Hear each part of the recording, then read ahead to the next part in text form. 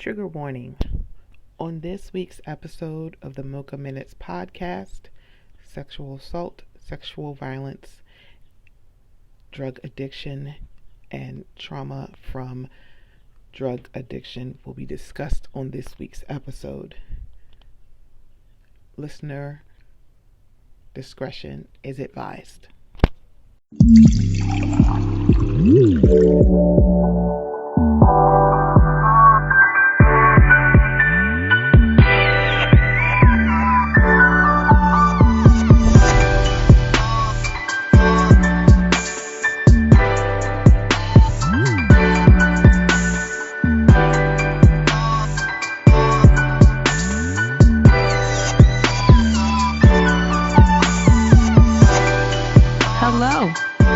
To the Mocha Minutes podcast. I'm Stephanie. Thank you so much for joining me. You can find the Mocha Minutes podcast on Apple Podcasts, Stitcher Radio, Google Play, TuneIn, Castbox, iHeartRadio, and Spotify. Find us on any of those platforms or wherever else you catch your podcast. Also, still soliciting for ratings and reviews. If you would be so inclined, please leave us some 5 stars. Leave us some reviews. Would greatly appreciate it.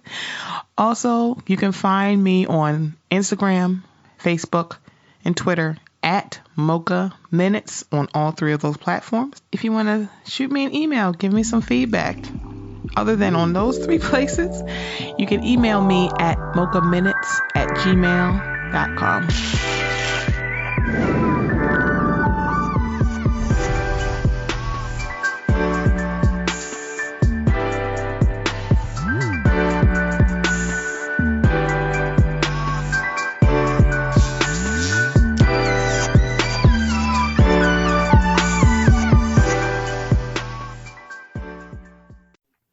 Hello, welcome back to the Mocha Minutes podcast. I am Stephanie. Thank you so much for joining me. If you guys joined me on the colorism series, if you heard me last week with my good girlfriend Cookie from the Highly Inappropriate podcast, you know what this month's theme is going to be. We're going back to themes on Mocha Minutes, and in April, it feels like it's like in the middle of months. You know, February is Black History Month. March is Women's History Month. May, you have Mother's Day. June is Pride Month, Father's Day, and also Black Music Month. I'm thinking of things to do, but I definitely know I'm going to definitely have some dabs on. May, everybody's favorite mama, my mama, is coming back for Mother's Day, but I also want to have some moms. But for April, I was trying to figure out what to do. And so if you listen to the Know That pod, you know Quinn.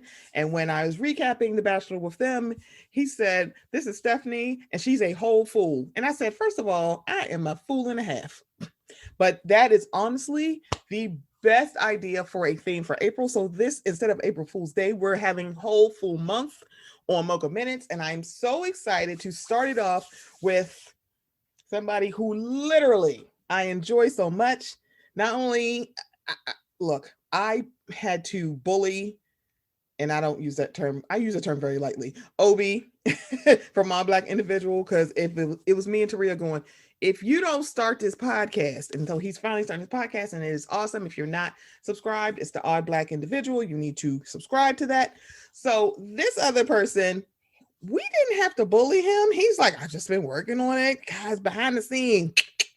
So I have Semajh, host of the new podcast coming soon, Me, I Am. Semajh, how are you?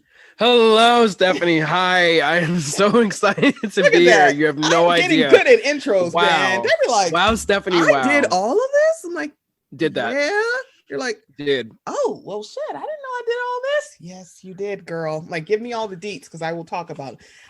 So welcome to Podcast Land. It is a very fun place. There's a lot of hills and valleys. There's peaks, and we have a ghetto. We sure do. Don't go to the ghetto. Don't go to the trail park, the favelas, the ghetto, the sundown towns. Don't go to any part of that podcast land. Okay. Wherever Siri stops working is when I turn around. Absolutely. And it definitely stops working in the trailer park. It does. But you know what? I'm happy to be here. And it's funny you say that, the peaks, the valleys, the highs, and the lows. Mm-hmm. Why have I been crying through this? There've been a lot of tears already. I'm not even done. It's not even out. Oh my gosh. Why have I already been crying through this podcast? Oh my gosh. So you are doing a serial podcast. I don't do serial. It's like, y'all get this all day. But for the folks that do seasons, I'm like, you know what? Y'all are doing it. It's like, thank you. I feel like this is amazing. So you are doing a serial. You are about to launch first season. So as Rashani would say from the single simulcast, the floor is yours. Tell them about me, I am. Colon is not the word, y'all. It's just, I'm letting y'all know it's colon. Because I like grammar. Is educated, okay? She's explaining this to you. So thank you, Stephanie. So for Me, I Am podcast is really going to take you all across America, from the north to the south to the west, and maybe even abroad. And we're going to had some stops along the way where we talk to all my friends, all my faves, people I know, people I don't know, and we're going to give you conversation, just good conversation on life, love, music, business, maybe a little race, a little education, and then just stuff that I love. So I hope you will all get a better feeling of me through this show. And I know you're going to love it. You're going to love me. You're going to love my guests. We're going to have so much fun. So yeah, look out for that. It's coming sooner than you think.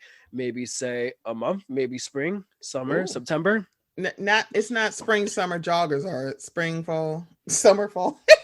You know what? Basically, whatever last Ray said, I was like, girl, they are just jogging pants. But you also are charging $75 for a t-shirt. And I was like, I'm confusion at this point. So like, how much is this t-shirt? Girl, ain't nobody paying for this. So while that has been alleged, I can promise, unlike the joggers, the show is coming, and it's coming sooner than you think. It is. So you know we have to know. Okay. We're just you'll be the first to know. You'll be the first to know. Yay! So your first season, and you giving me a hint, is going to be talking about, and y'all can see my air quotes, cancel culture. So it's me, I am canceled. And so you're going to have good conversations. You've already given me a preview. I don't want to like spoil it. He's doing a trailer. If it's not out yet, it's going to be coming soon. So he can give you but yeah, I already saw some of your list and I was like, oh yeah, these are dope people to talk to.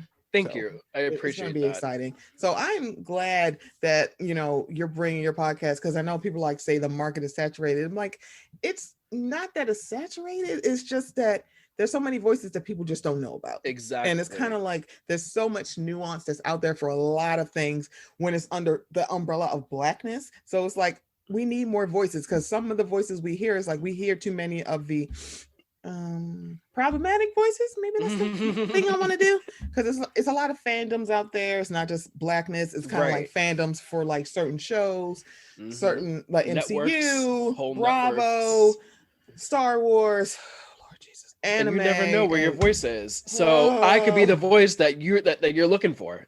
Exactly. And all I ask is that you give me a chance. Let me be that voice. Please do. Because it's going to be interesting having these conversations about what we think is canceled, especially because that term was co-opted from queer culture, and it's really not what we think that means. No, it's really really personal. It's a really subjective thing. I'm like, I'm not telling y'all not to listen to these people.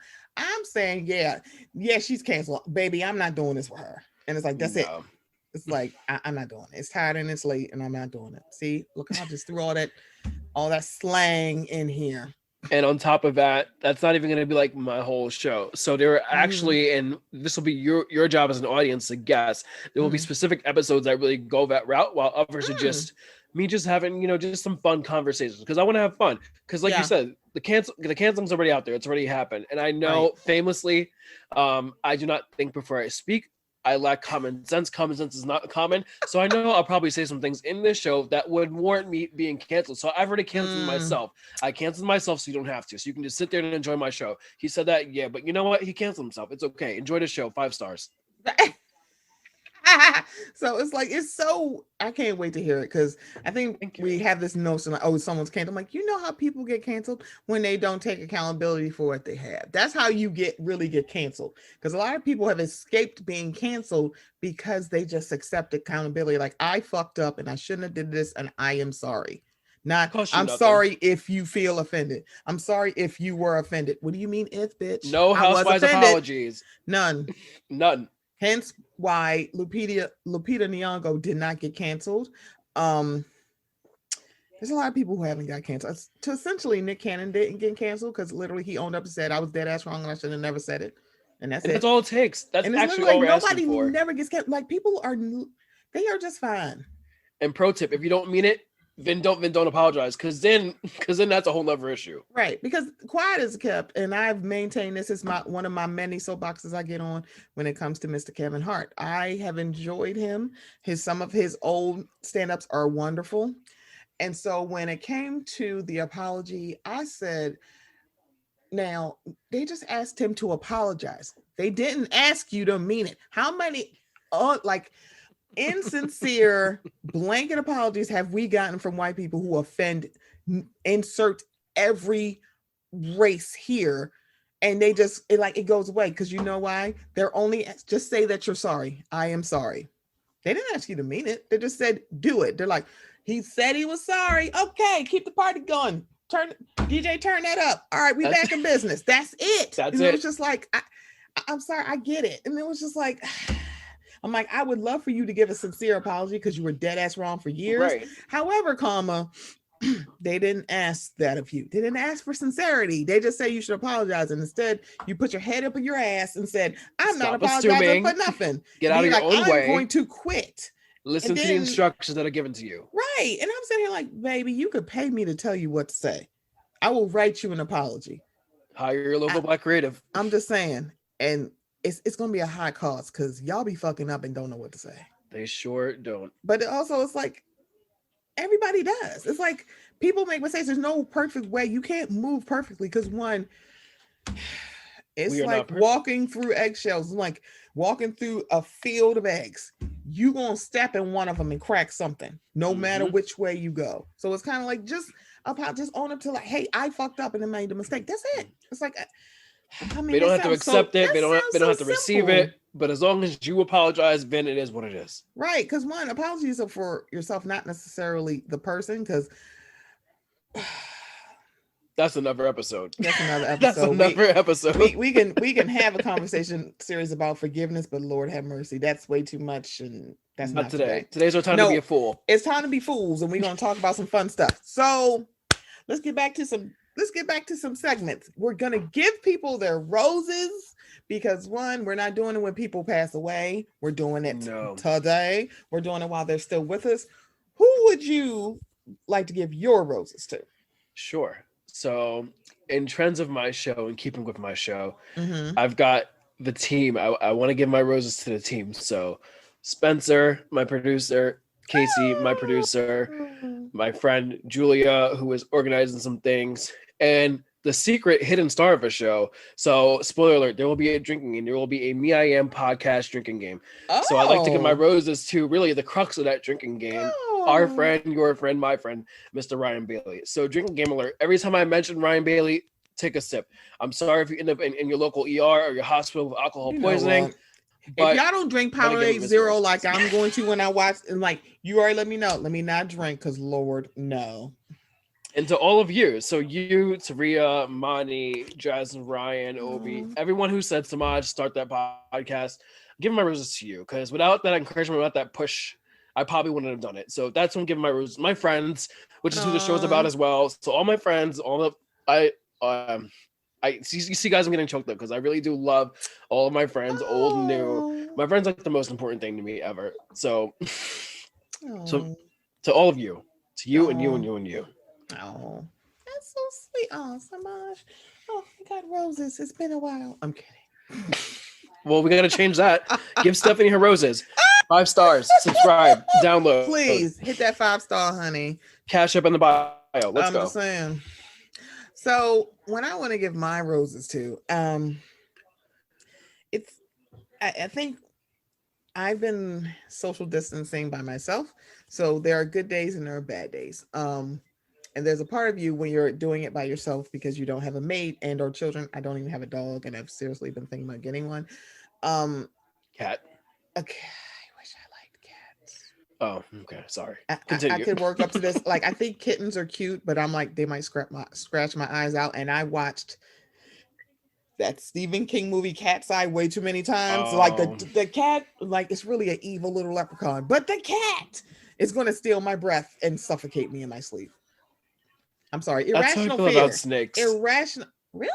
Yeah, and so you know what? My number one irrational fear is that one day when I'm putting on lotion, I'm gonna give myself a hairline fracture because I'm gonna rub the hair on my leg the wrong way and it's gonna give me an internal structure. So I know all about irrational fears. Irrational fear number two: I wanted to be a chef my whole life, but I was always scared I would chop my fingers off, so that stopped me. That one fear, something that rarely happens, has stopped my entire chef career. And it's sad because I make the best baked ziti, but that's another tale for another time. Wait, hold on. Note to self: baked ziti from Semajh. Write that down. Okay, so I would like to give my roses to my mother. Because I think when you're quarantining by yourself, you feel like no one would miss you. Those are just some irrational thoughts you have. And she said, I miss you. And I'm like, wow, someone actually misses me. And I know it seems silly to say it's your mom. I'm like, everybody's mom isn't like that. Everybody's parent isn't like that. And if they are, they may not say it. So I just want to give it to my mom, because it's like sometimes you just go, no one would miss me if I'm not here. And my mother is like, no, I miss you. I miss seeing you. I miss seeing you all the time. She's like, I haven't seen you in so long.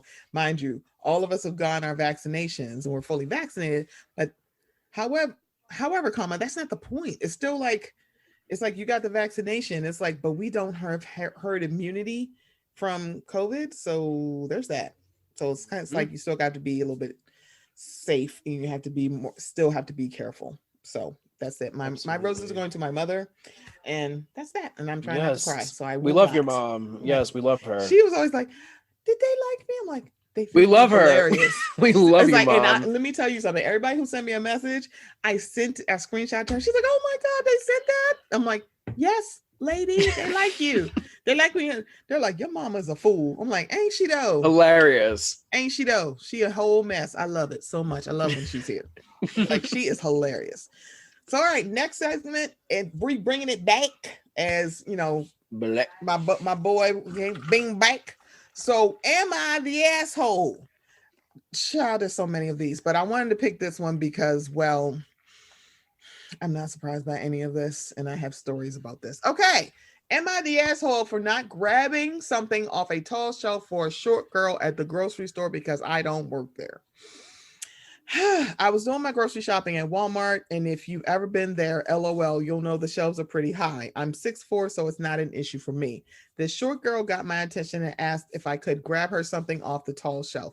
Honestly, I think if she just stood on her tippy toes or jumped a few times and knocked it down for stick or something, she could have done it herself. I just said no thanks. She looked surprised and said okay, and looked at the thing and then looked around. Some other guy in the aisle was looking at me with this WTF look on his face and came over and got it for her. She thanked him and then walked like 3 feet to grab something else. The guy was like, "Dude, don't be a jerk. She obviously couldn't reach it." I said, "Not my problem. I don't work here." He was like, "It costs nothing to be nice." I said, "It costs nothing. It costs $20 to get a stepladder. Maybe she should invest in that instead of bothering people who don't work here." She looked at me and then said, "Wow, okay." And the guy was like, "Holy shit, you're an asshole." I left because whatever. I'm tired of being expected to do shit just because I'm tall. Am I the asshole for not going out of my way to work for some girl at a grocery store when I don't work at the store?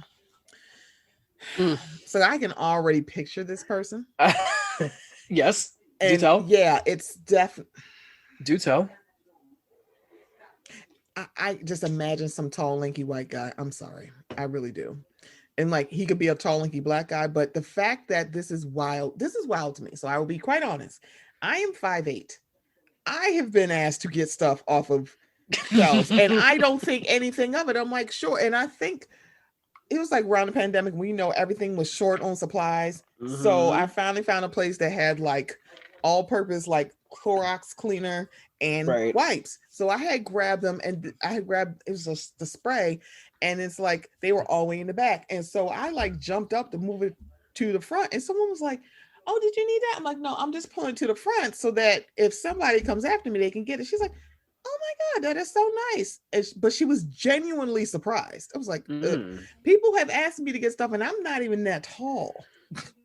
So it was kind of like, it's so weird to go, "I don't work here." I'm like, so that's unnecessary. The "I don't work here" I don't agree with. But to answer your question, you asking something, I'm like, what?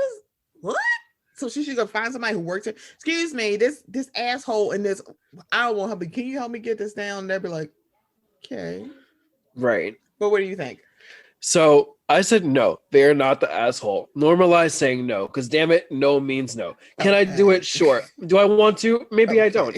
And you know what? If you were raised like me, you were raised to think 20 steps ahead. And sometimes that subject to that 20 steps ahead can be, you know, you're reaching up and over, and like, you know, as you're reaching, your shirt's lifting up, your midriff's exposed. Now they're looking at you. Now they're looking at my left cheek. Or, you know, they take out the picture in their front, like, oh, look at this fat ass really, over here. Semajh, see, why are you doing this? Why are you doing this? Or, you know what, if we're standing next to each other and now I'm reaching up, she's like, he's attacking me. So no, you know what? I'm so sorry, but I really hope someone else can help you. Listeners, please. I really hope someone else can find you and help you with your problem. Why are you wish you the best. My listeners? I will pray for you, but that's it. Don't normalize. No means I don't have to. I'm sorry, I don't have to. I could, but Semajh, I'm gonna tell Taria on you. I'm gonna tell you cutting up on this show. You wanted me to be a fool, right? So see, here you go. See, y'all. I did say whole fool, so you know he's being a fool about this. But literally, it's Whole Foods, Whole Food and Whole Foods. Because I'm like, child, it's like that. You see, this is why we still in the goddamn pandemic. Can I just say that when literally someone was like, "Oh my god, I don't work here. No, I don't have to help you." I'm like, see, this is why I wouldn't say that. This is why we in a pop, lock, and drop it, because people are like, why I gotta wear a mask? Hello, we had anti-mask protests. And I'm like, sure did. Oh my God. Y'all spending so much energy to say not wear a mask, where it takes less energy to just put the fucking mask on. You know, or stay home. It sure does. Why are you putting on a mask? It sure does, people. It takes nothing to put this piece of cloth on your face. Oh my God, I hate him so much. See, y'all, this is what the hell we in for today. Okay, he's a fool. We gonna talk some funny stuff, but you know, some of it is serious. But we gonna bring the jokes. So let's start low key.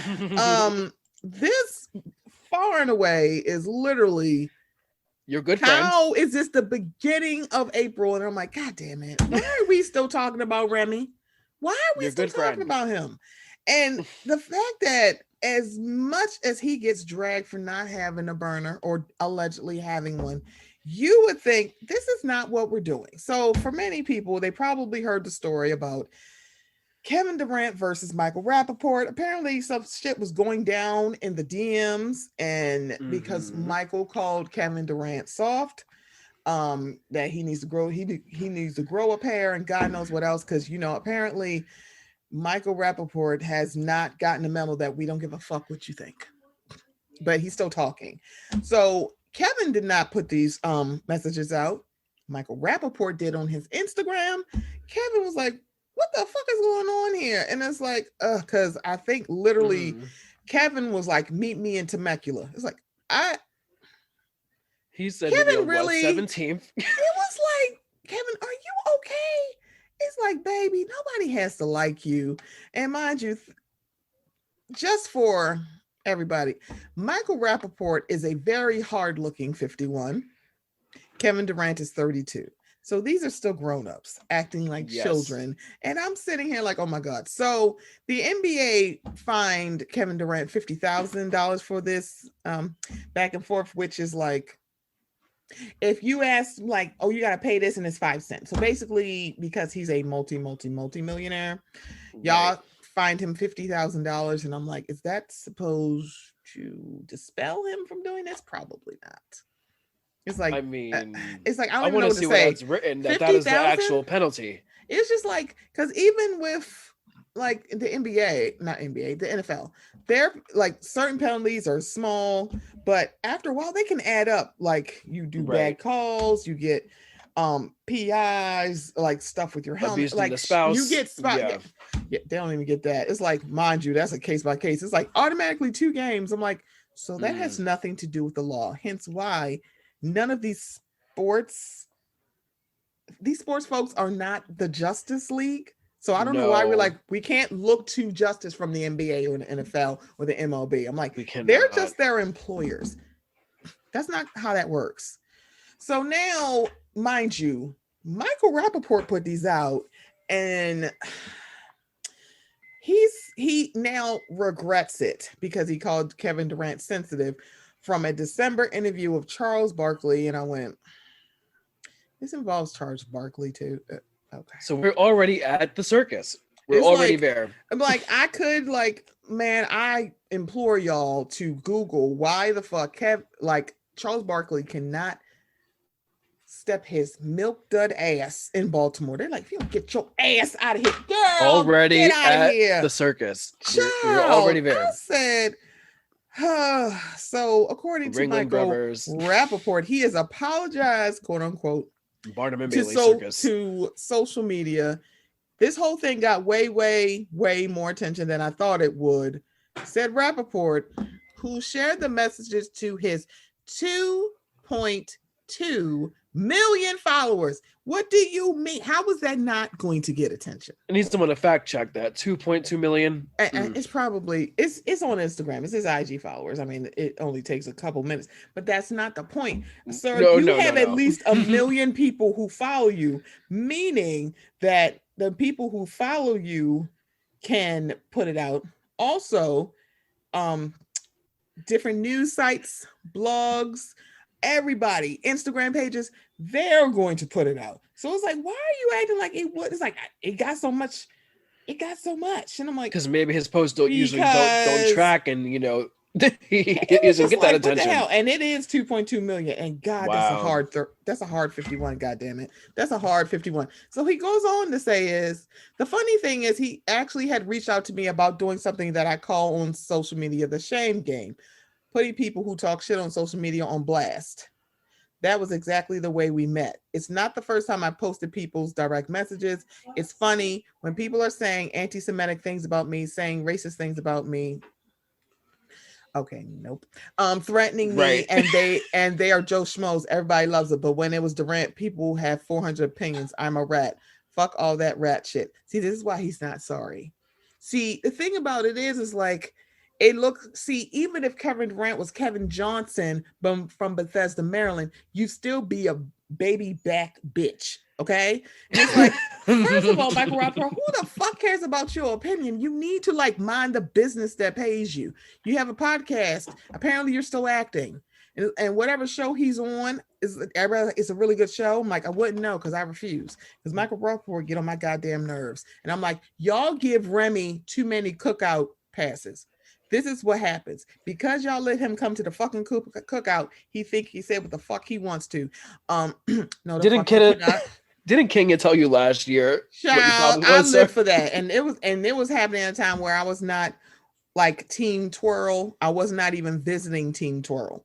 So I was like, I love this even more now. Because she was just like, who are you and why are you talking to me? It's like, Remy, if you don't leave us alone, boy. It's like Kevin Durant looks like he would fuck him up, and it's like, but Kevin, I mean, he alluded to that, so he really did. He said, "Cash me outside." How about that? It's like, Kevin Durant, you were a millionaire, and Michael Rappaport really isn't worth it. Like, there's a lot of people was like, this is not even worth it. And the bad part about it is, anybody who's friends with him or knows him, like, yeah, so you might not want to DM him because, well, look at this. It's like he put your shit out.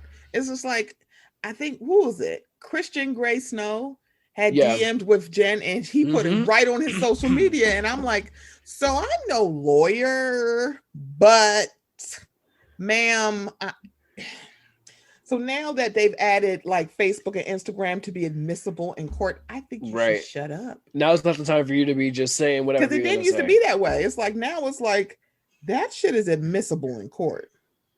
Or you know what? If you bad, you bad. So on this, initially I was gonna mind my whole entire business, go all the way in and mind my business. Nope. But however, when I read the line saying that we have said crazier things to each other, I knew I was truly in the circus. What are you doing? What were you doing? You were talking crazier. Let's see those messages. And that was when I knew. Very interesting. That was when I knew. I could walk away from this peacefully with my hands clean. Because it turns out y'all have been biting each other back and forth. Two clowns in the circus trying to outclown each other. for years. So I'm like, you know what? Yeah. Let me walk away. Yeah. Let me walk away now. Because this is already messy. Wild when Trump had called the NFL SOBs, and he came, and Rappaport came from, the stoop to come and tell us, man, fuck Trump, and how dare you tell people what to do, and this, that, and third, calling people assholes. And I'm like, but weren't you the one who said that Colin was wrong for his protest and he'd stand up the fuck up for the flag? Because people were giving Rappaport kudos, and I'm like, so he was on the team of Kaepernick better not kneel and he should stand the fuck up. So I'm not giving him any cookies. I'm not giving him not even half a Vienna finger for this fuck shit. Not a Vienna finger. I'm like, I can't. I'm like, I'm sorry. Did y'all miss that? Because I didn't. Because that's what happens when you let problematic white people slide up in your cookout.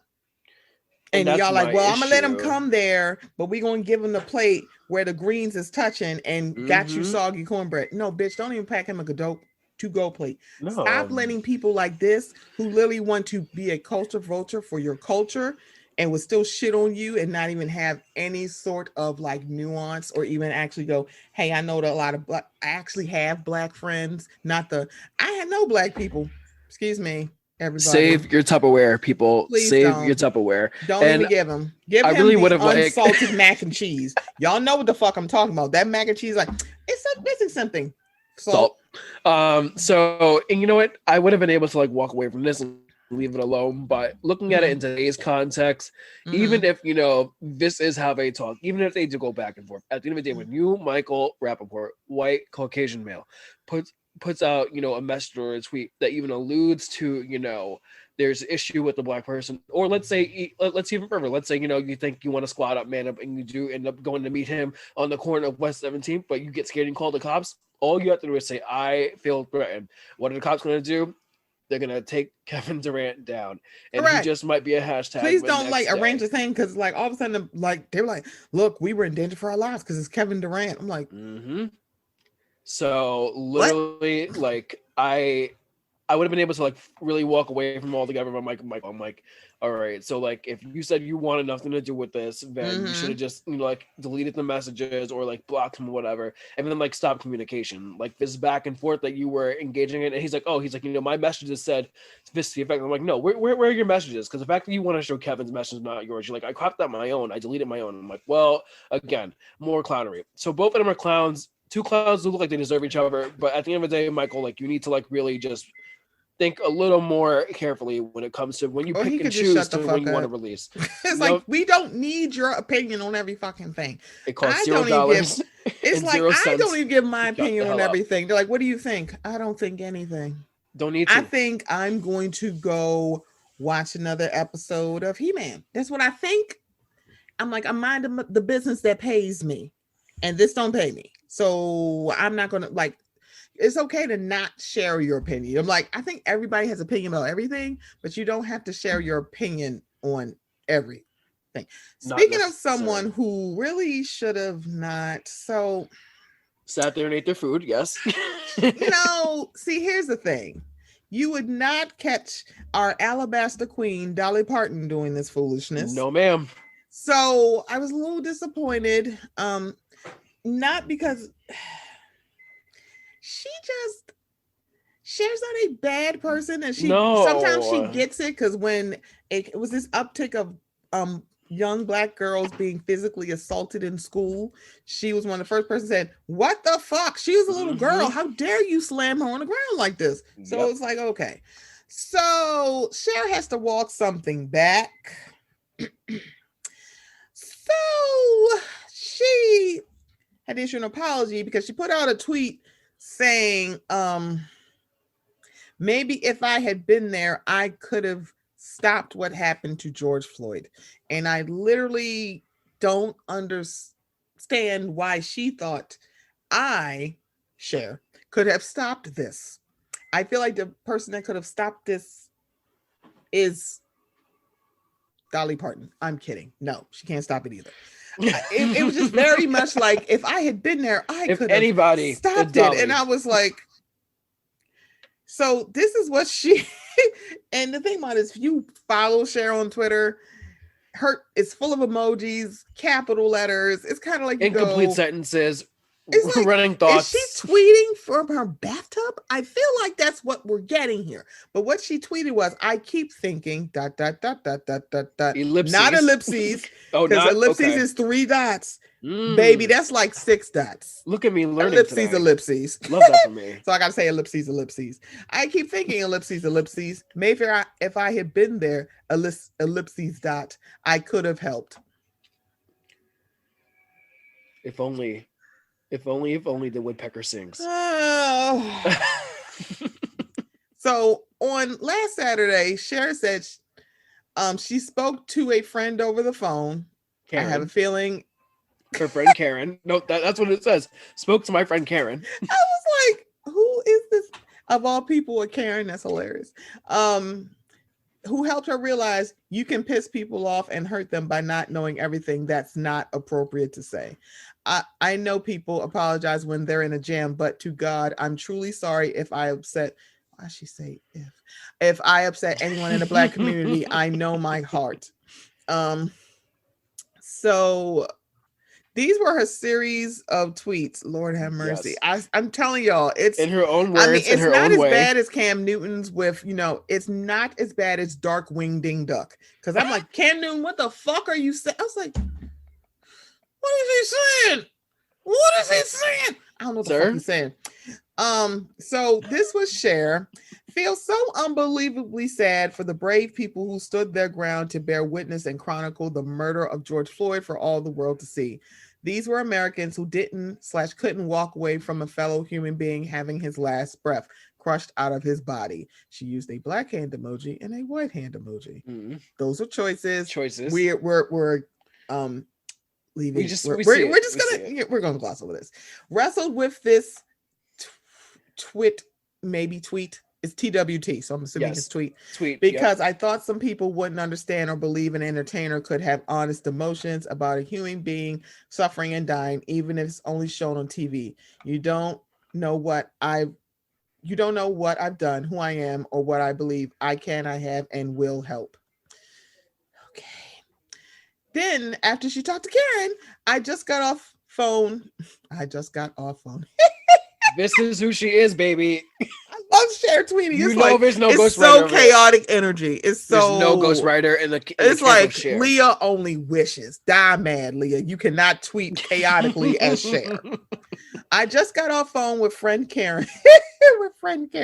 Told her what happened and realized you can piss people off and hurt them by not knowing everything. That's not appropriate to say. I know people apologize when they're in a jam, but to God, I'm truly sorry if I upset anyone in Black community. I know my heart. So some people, I don't know who the fuck these people are. Like, I swear, they find the most obscure tweets and responses. You'd be like, what? Anyway, Kevin from Ohio. It was just like, what? From Tallahassee. It's like these tweets, like it'll be like 3 likes and 1 retweet, and you're like, this is not a viral tweet. I don't understand. But anyway, Mark from Idaho. Right. I'm like, huh?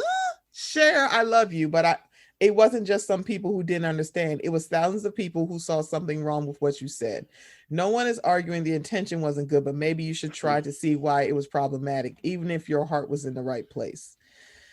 After her apology, many showed their support for the Mermaids actress, with one tweeting, speaking from experience, so many of us don't realize how much we've been numb to because of our privilege in various forms. But a lot of us are learning and trying. It's a process and a necessary one, the user added. Okay, so this is what I'm hearing, and y'all not gonna like me for saying this. Yeah. So it sounds like a lot of white people virtue signaling, not necessarily Black people. But it could have been Black people too. I think it's because one is like, you go, and what would you have done, Cher? I want to know, what were you going to do? But I feel like now that, so I haven't been watching. Have you been watching the coverage of the case? Have you been watching the daily court hearings for the George Floyd case? For George Floyd, yeah. I've been reading, not watching.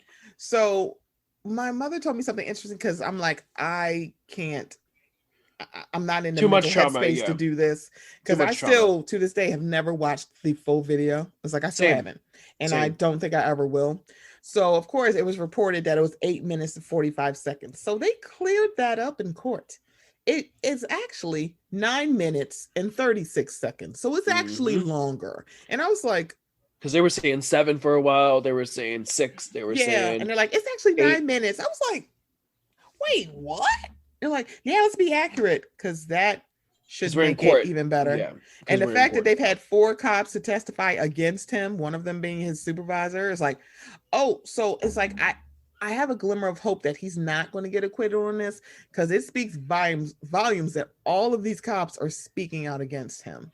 Mm-hmm. And it's like, this is wild to me. And I'm just like, wow. Because the girl who took the video, I think she's testified. His girlfriend has testified. So it's like, it's been a lot of people. It's just like, yeah, they're not playing. They're like, yeah, we can't go down. You're not taking us down with you. Everybody saw this. It's literally like 9 minutes now, 9 minutes and 36 seconds.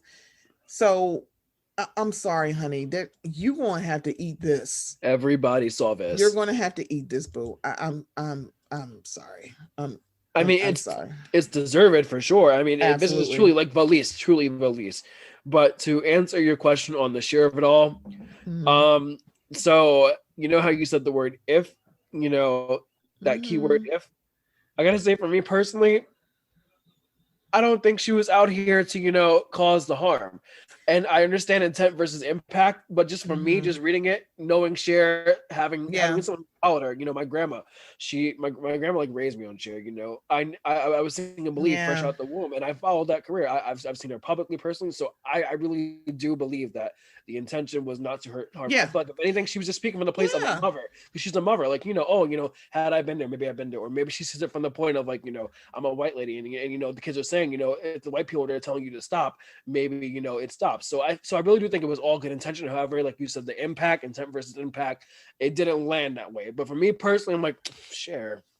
Yeah, because when she said if, it made me think that people who were reaching out to her weren't necessarily Black.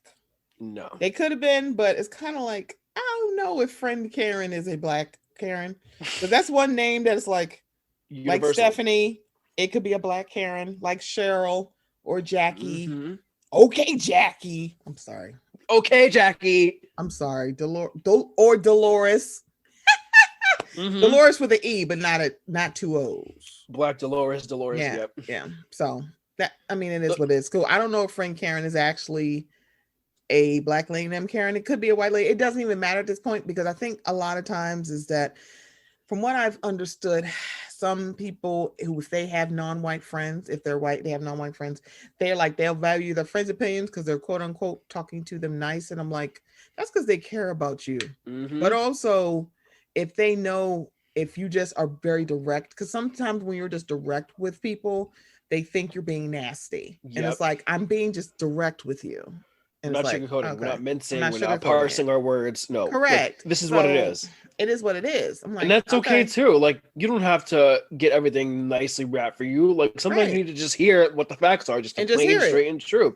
That's it. And that's okay, because guess what? You can still move on. You can still apologize if need be. You can still just say, "Okay, I hear you," and move on. The act of calling attention to addressing, people need to realize it really is 9 out of 10. Just that people aren't really looking for much else outside of you just hearing what is being said, which is why listening and learning, as much as you all like to use and throw it around, that's actually all we need you to do is listen. I'm listening and I'm learning. It's like, are you though? No, you are listening to respond to what I'm trying to say and get yourself out of this conversation. Listen here, Giggly Squad. Just because you saying you listening and learning don't mean jack shit to me. Because if you had been listening, you would have known why what the fuck you just said is problem. So don't say I just started listening. Bitch, fuck you. You have not listened. That is learned. Not Giggly Squad is not on my list. Okay, they're not on my list. They're not on docket today. So a versus that was not. I did not see this versus coming, and the fact that it was on Easter Sunday is still slaying me. It is killing me softly. Holy. I was just like, wow. So last night, y'all, with his fingers. You are so silly.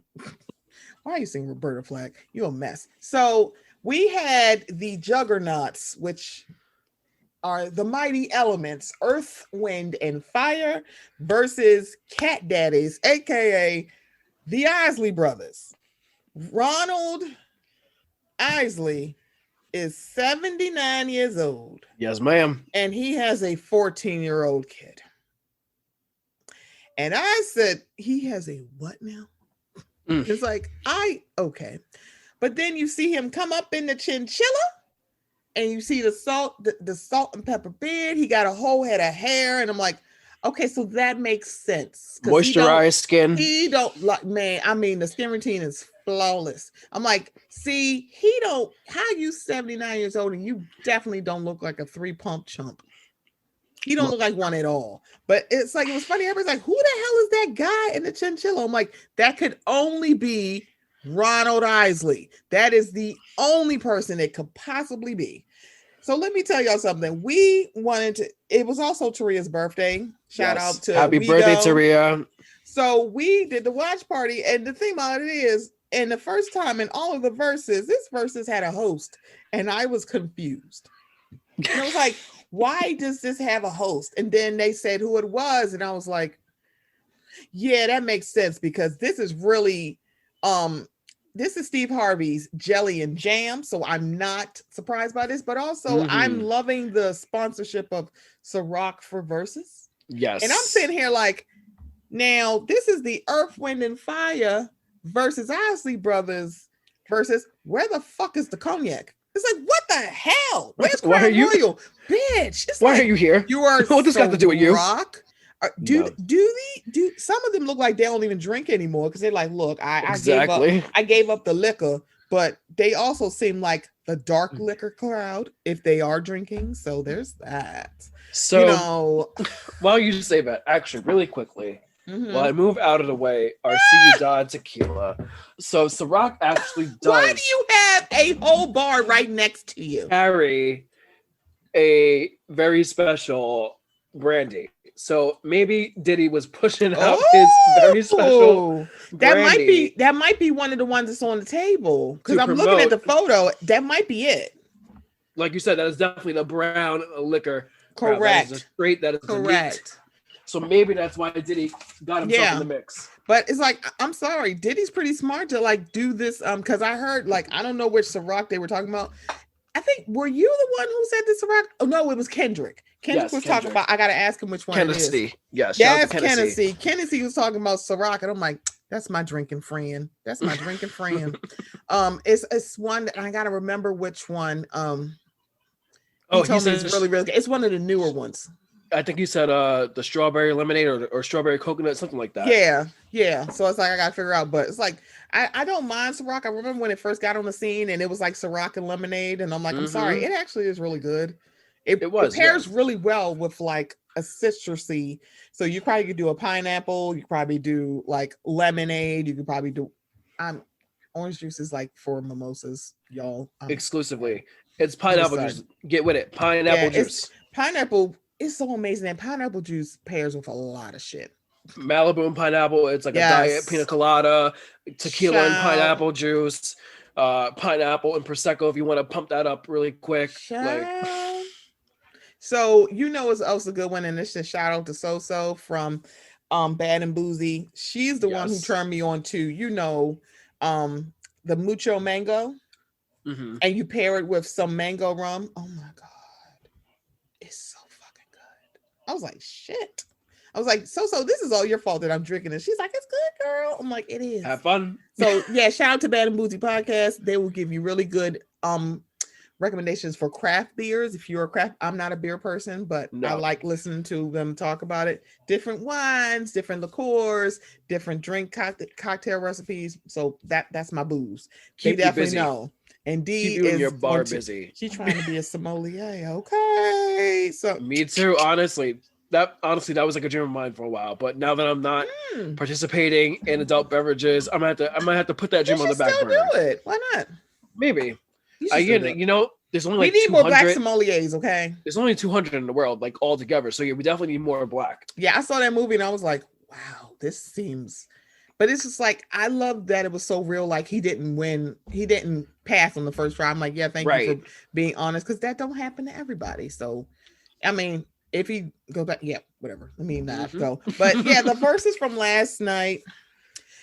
we were there for like 2 hours. It was like they took a break after like 2 hours because they had Steve there, and apparently after the break, somebody talked to Steve and said, "Shut the fuck up."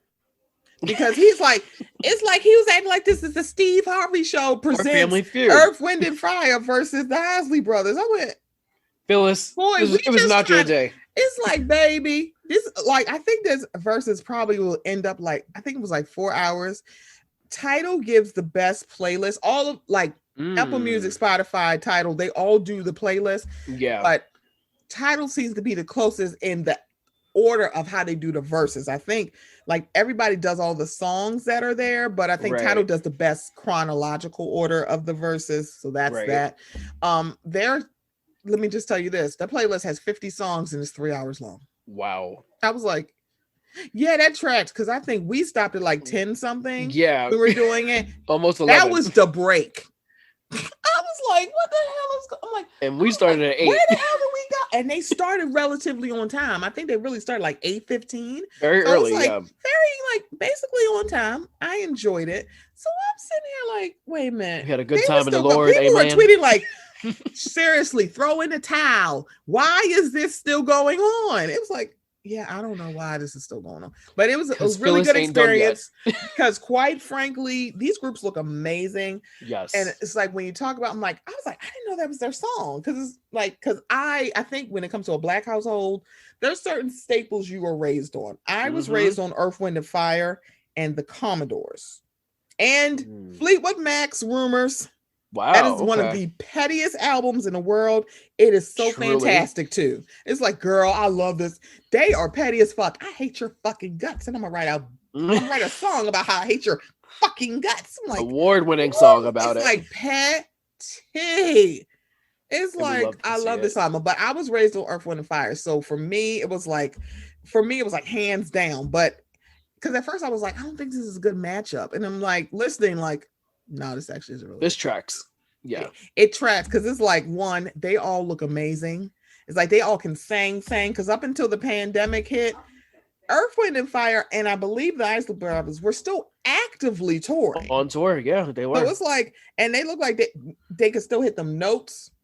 It's like, absolutely. So I was living. We were having a good time. I was sitting here reminiscing, thinking about Saturday morning, washing down steps, listening to Way of the World. I said, child, I love Earth, Wind, and Fire. There's like, they're so timeless. It's kind of like still timeless. Truly. It's like, oh, and then, in the comments of lives, it's everyone like, and their mother shows up. Everyone, it's like, it's like, but there's always staples. Tamar's going to be there. I think Michelle Obama was there because she be dipping in and dipping out. Okay. Tamar's always there. Tony's there sometimes. Michelle Obama. Fat Joe's been to all the verses. Fat Joe has been. Yeah, Fat Joe is back. It's like, Lord, he be in everything. He's been going live lately. One day I caught him going live with Marlo. Apparently they're friends and they vacation together, according to this live. Marlo Hampton, our very own Marlo Hampton. Marlo know a lot of people. That's the thing that is wild because and most people are like, oh no, she's fun, she's cool. I'm like, yeah, she honestly, Marlo honestly seems like somebody I would want to like on a Saturday summer afternoon be picking crabs with her. Yes. It's like, I feel like she's just a cool person. So this versus, I'm like, I treasure the playlist. I'm like, that is going to be one, that playlist is 50 songs on Tidal, and it is definitely the clean your whole house playlist. Okay. So I loved it. It's a really good one. And definitely rest in peace to one of the founding member, Maurice White. I was just like, somebody is missing. I'm like, that's right. It's like, rest in peace, baby. He's not here. But I was just it's just a good time, and I absolutely love it. So I'm looking forward to the next one, which I think is 420. That is Redman and Method Man, if I'm not mistaken. Of course. And then May 4th, which is Mother's Day week. No, it's I don't think it's May 4th. It might be May 8th is a Mother's Day weekend. Yeah. May 8th, yeah. So I think that's Saturday before Mother's Day. We're going to have SWV versus Escape. So those are coming up, and so I'm very excited. So the thing about it is like the most recent ones, the ones that I like are the ones that get you in the feels. The first one that got me in my feelings was probably the Jill versus Erica, because it didn't feel like a versus. It literally feels like two women just like love each other. Babyface versus Teddy Riley for me was just like, so I don't know if this is a match, but I feel like it is a match. It's like, I don't know. It's like Teddy carved out a whole sound. New Jack Swing is Teddy Riley. So I get it, but Babyface is the balladeer. He writes not only his songs, but he wrote a lot of love songs. Like he wrote damn near all of Waiting to Exhale. My Funny Valentine is a remake. This is true. So and he did like, a lot of the Mariah too. Yeah, it's kind of like he's wrote damn near everybody. Babyface. Right. So that's the thing. It's kind of like he's also somebody. Teddy and Babyface both worked with Michael Jackson. Yep. Bobby Brown. I think they both worked with Usher.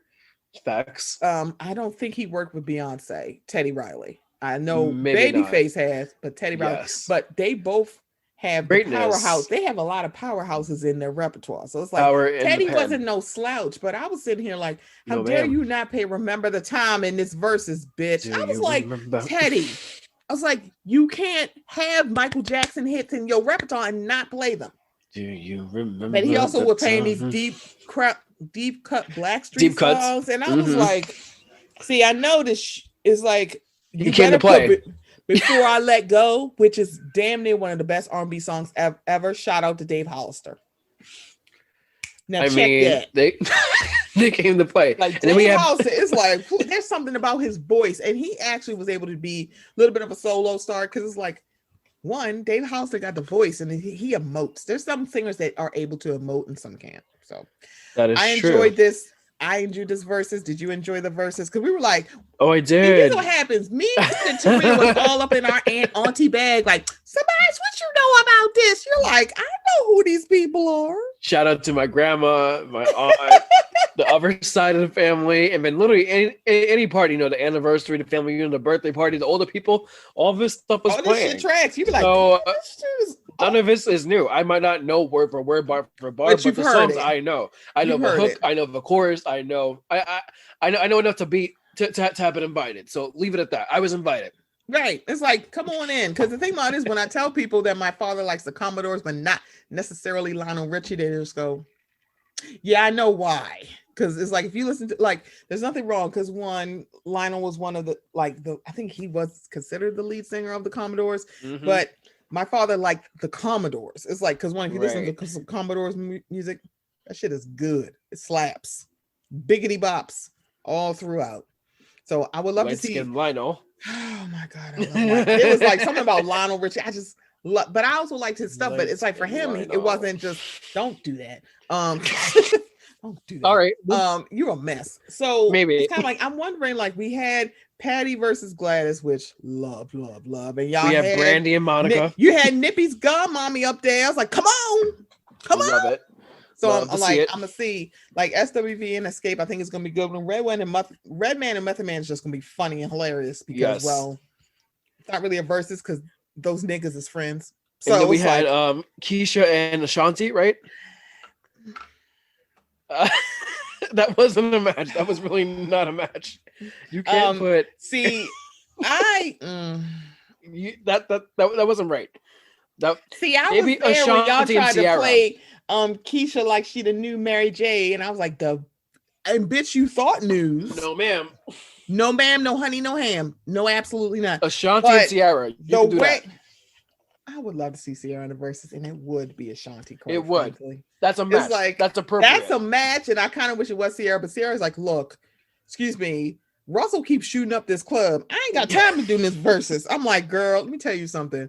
If Russell Wilson isn't the funniest thing to come out of this, I'm like, that nigga is a freak. He's like, I was repressed. Where are you? Because it's like, anytime she breathes, I'm gonna fuck you tonight. It's like, wait. It's like, sir. She'd be like, Russell, please. I'm like, girl, you know your man is a freak. It's like, we can see that clear as day. I'm like, why is Russell Williams such a hoe? He is a floozy. Why are you a floozy, sir? Floozy on the internet. What the hell? It's like, I did not expect this. You were the one sitting here visiting the kids in the oncology unit, but you're really a hoe for just Sierra Streets. You ain't no cheating hoe. And we love it. I love it. I love the Russells. I love it. Let me shut up, because Russell look like he give good mouth. I ain't gonna hold you, Sierra. That's why she ain't even no whispers of trouble in paradise. He's like, are you saying I ate her pussy like 7 times yesterday? Ain't nobody gonna say something to that. I'm sorry, Russell gives that. You were gonna have to start your Hope for the Streets list. Hope for the Streets and Hope for the Streets. That list is long. So that's a long list. I'm gonna need you to just compile it, publish, and release it. Oh, I definitely know that might be for the Patreon that's coming. I was just gonna say on the Patreon. That's the whole thing. Hoes for the Street. In this edition, call Radke. My favorite Hope for the Street. Yes. I'm like, since day one, I'm like, I'm serious. Y'all are playing this whole summer house thing wrong. Just fucking, what are you doing? This is true. But anyway, let's slide. See, that was low key. Let's slide into mid key. So mid key.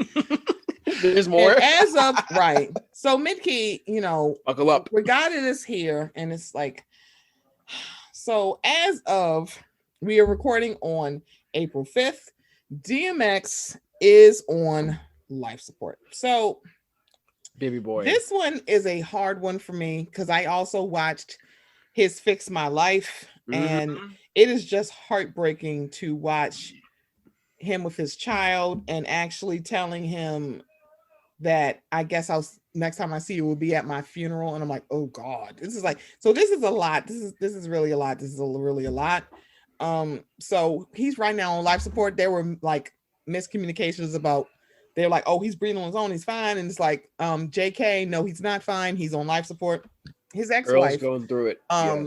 Is they're holding vigils. I think the Rough Riders are like standing vigils in front of the hospital because we're still in a pandemic. Yep. I'm sorry, I refuse to use that word. We are in a peplum dress, and so you can't, like, even now you can't have visitors. So it's like literally all they can do is be outside. So I think it's really nice that his ex-wife is doing this, because man, he threw her through the ringer, but she is the mother of the majority of his children. So I can understand. I hope before this happened to him, he was able to like kind of reconcile with his son. I don't know, because I didn't follow it too. I'm sorry. I feel like I'm letting Taria down that I don't know this. No, it's okay. But that's a hard story. That hurts too much. It's kind of like, ooh. We grew up with X. We really did. It's like DMX, I don't want to see that. Excuse me. The fact that he can sing.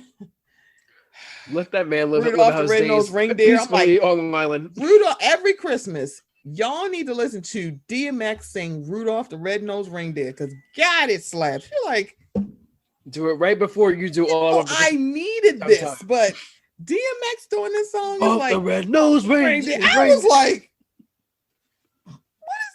why is he doing this? Like, what the hell? It was like, okay, so this is what apparently happened. He is in New York. That is where he is. Long Island. He's in White Plains. So his lawyer put out the statement, and he said he's known him for 25 years. He suffered a heart attack on Friday night at his home, and he was taken to a local hospital. So he's in White Plains. That's where he lives. But they don't know what caused it. But also, this man has been on drugs since he was like 14 years old. Yeah. And he is 50. So he's been on and off, in and out, relapsed, gotten sober for a few months. And, it's been a lot. His whole it's like, apparently the lawyer has been in touch with his family. It's kind of like, it's very touch and go because, well, his heart may not be strong enough. It's like, so just prayers up for his family. This is a lot. This is a lot. And you just, for me, it's like, it's tough with DMX, but he's still DMX. And it's like his Fix My Life is just tragic and just painful. And it's just, addiction is so hard, guys. Like it's so bad because it tears up families. And it's just like, as someone who's had addiction, I think everybody's family has addiction. And so it's hard to talk about because it's like, it's not just that person, it's everybody around them. And every addict, they always had at least one person that just loves them. And the fact that his ex-wife, who he repeatedly cheated on before and after they got married, is like, I still love him. It's like they were high school sweethearts, so it's kind of hard to like cut that off. But she's like, I still choose myself and got the fuck out of that marriage. However, he's still my high school sweetheart and the father of my children. So there's no way. And so just prayers up for DMX. This is just rough, because I'm like, that is just not the way we want to see DMX go. Because addiction is hard, addiction is real, addiction is scary, guys. If you need help, get your help. If you see your friends struggling, get them. Like, don't play around with that. Like, addiction is real. Like, okay, it's just real. It's just real, because and it's like, for a lot of people, especially Black Twitter, we focus on gallows humor, and I'm like, for me, there's no humor in this, because I think it was a college professor who said that he had to like do drugs to get through teaching. People are like, what? That's crazy. But I think some people are shaming DMX to a certain extent. But see, this is the thing about socioeconomic status that's part of nuance, because y'all doing that based on the fact that he started at a very young age, and so socioeconomic status for him as a young black man is coming into play. And I'm like, y'all we're not doing shut it. Up. We're not doing it. Please don't, not today, because it's you don't understand how serious addiction is. You don't know. Yeah, because it's like it's just way too much. So please keep your prayers for DMX. Yeah, absolutely. So the Minneapolis Supreme Court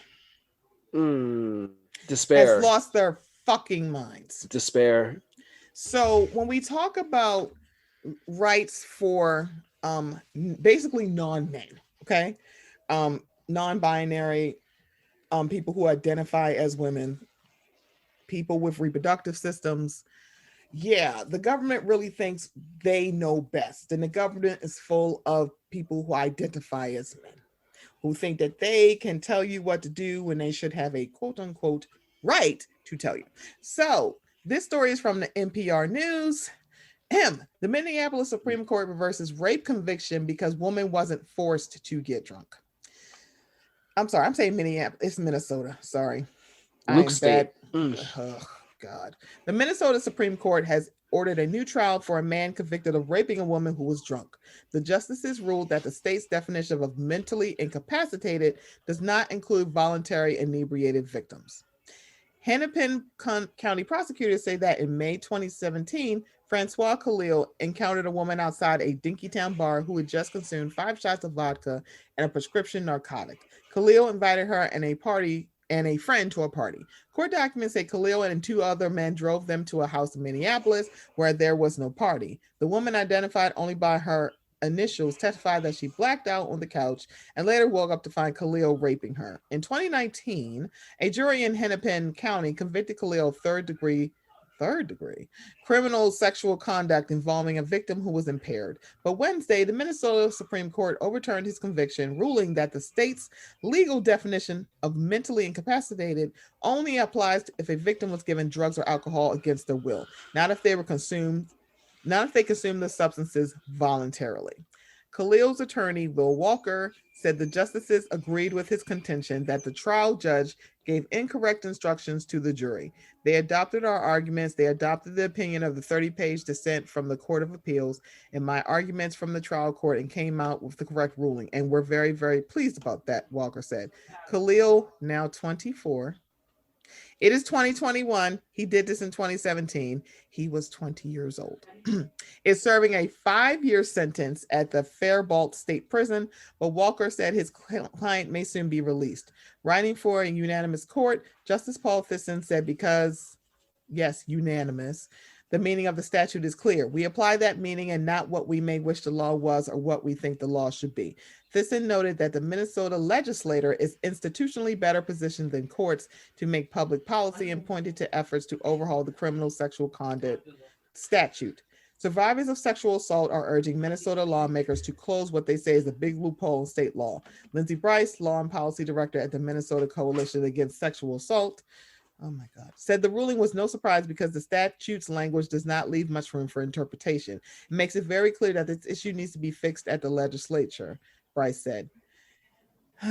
Rep Kelly Moeller of Shoreview is sponsoring legislation that would change the law to say that anyone who's intoxicated is incapable of consenting to sex, even if they consumed alcohol or drugs voluntarily.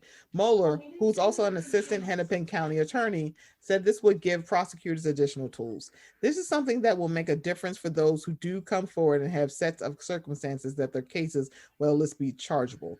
Abby Honnold, a sexual assault survivor and advocate, says this intoxication loophole has been a problem for years. She says it's a roadblock for survivors seeking to press charges who have an otherwise solid case. There are a lot of people who are told when they report now and when their case is referred to a prosecutor that essentially their sexual assault was technically legal. It's always so heartbreaking to have to hear that from yet another survivor who came forward and reported. Among other things, Moeller's bill would also create a new crime of sexual extortion, where a perpetrator makes threats that do not involve physical harm. This measure also raises the age in certain offenses against juveniles from under 13 to under 14. While the bill has bipartisan support in both chambers, its companion measure in the Senate has yet to go before a committee. So to that, I say, listen, his mama, his father, his co-workers, the clique he claims, all of you, and all the hoes that claim him, please stand clear of the closing doors. Mind the gap as you board your overnight first-class Acela Express train to hell.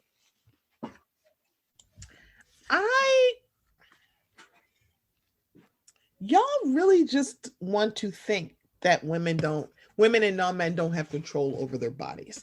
We literally have laws where if you are drunk behind the wheel and you kill someone,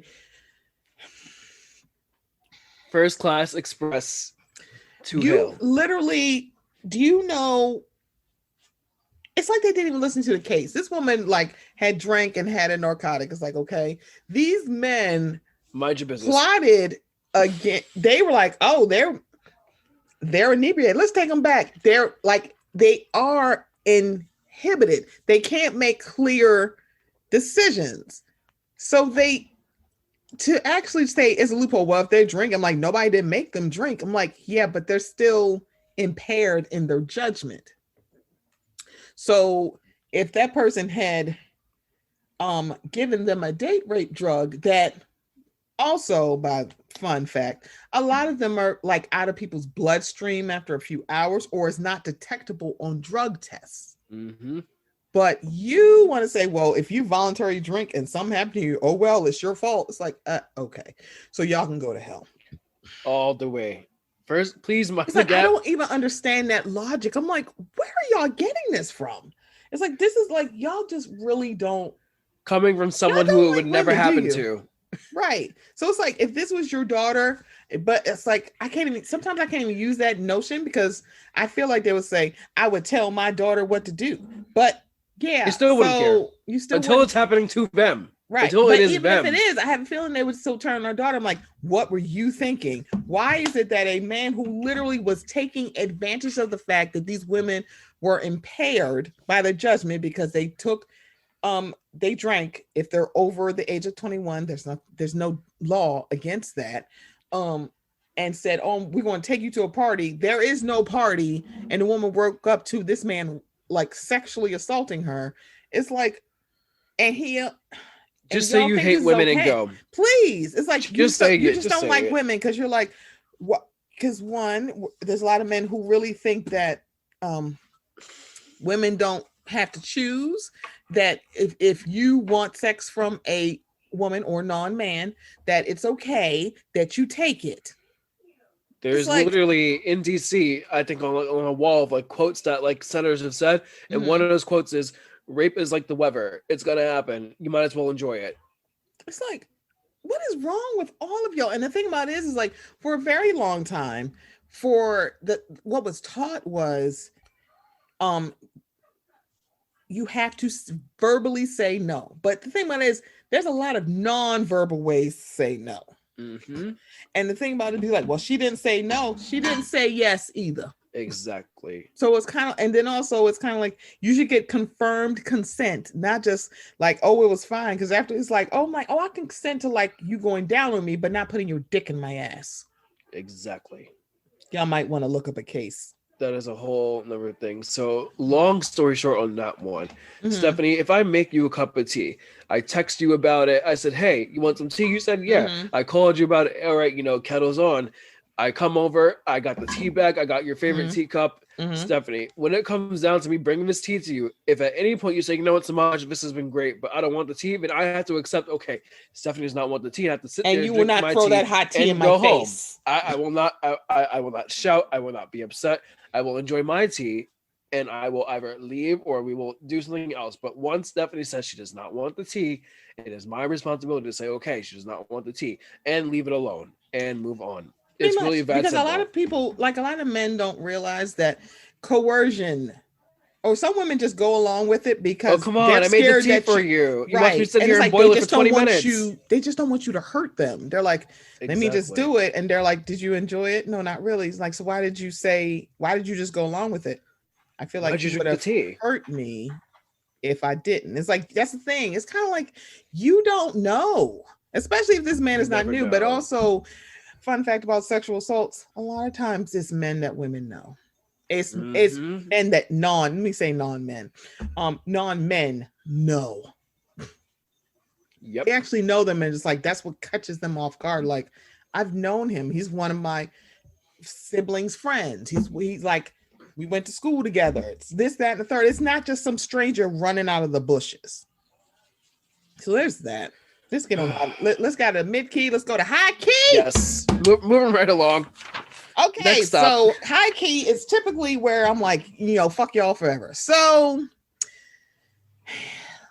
I don't watch the baseball.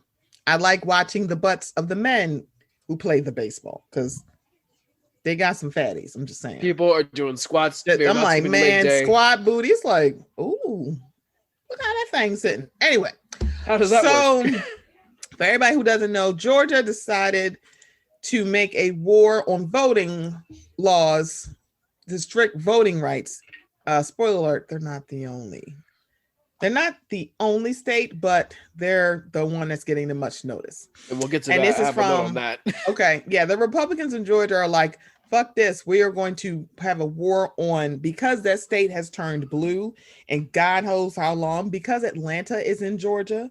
I'm telling y'all, it's like Atlanta is its own little island. It's in the middle of Georgia, but please believe it's in the South. It's a very red state. You'll be hard pressed to find a blue state in the South. I'm in Maryland. Maryland is a blue state. We are South.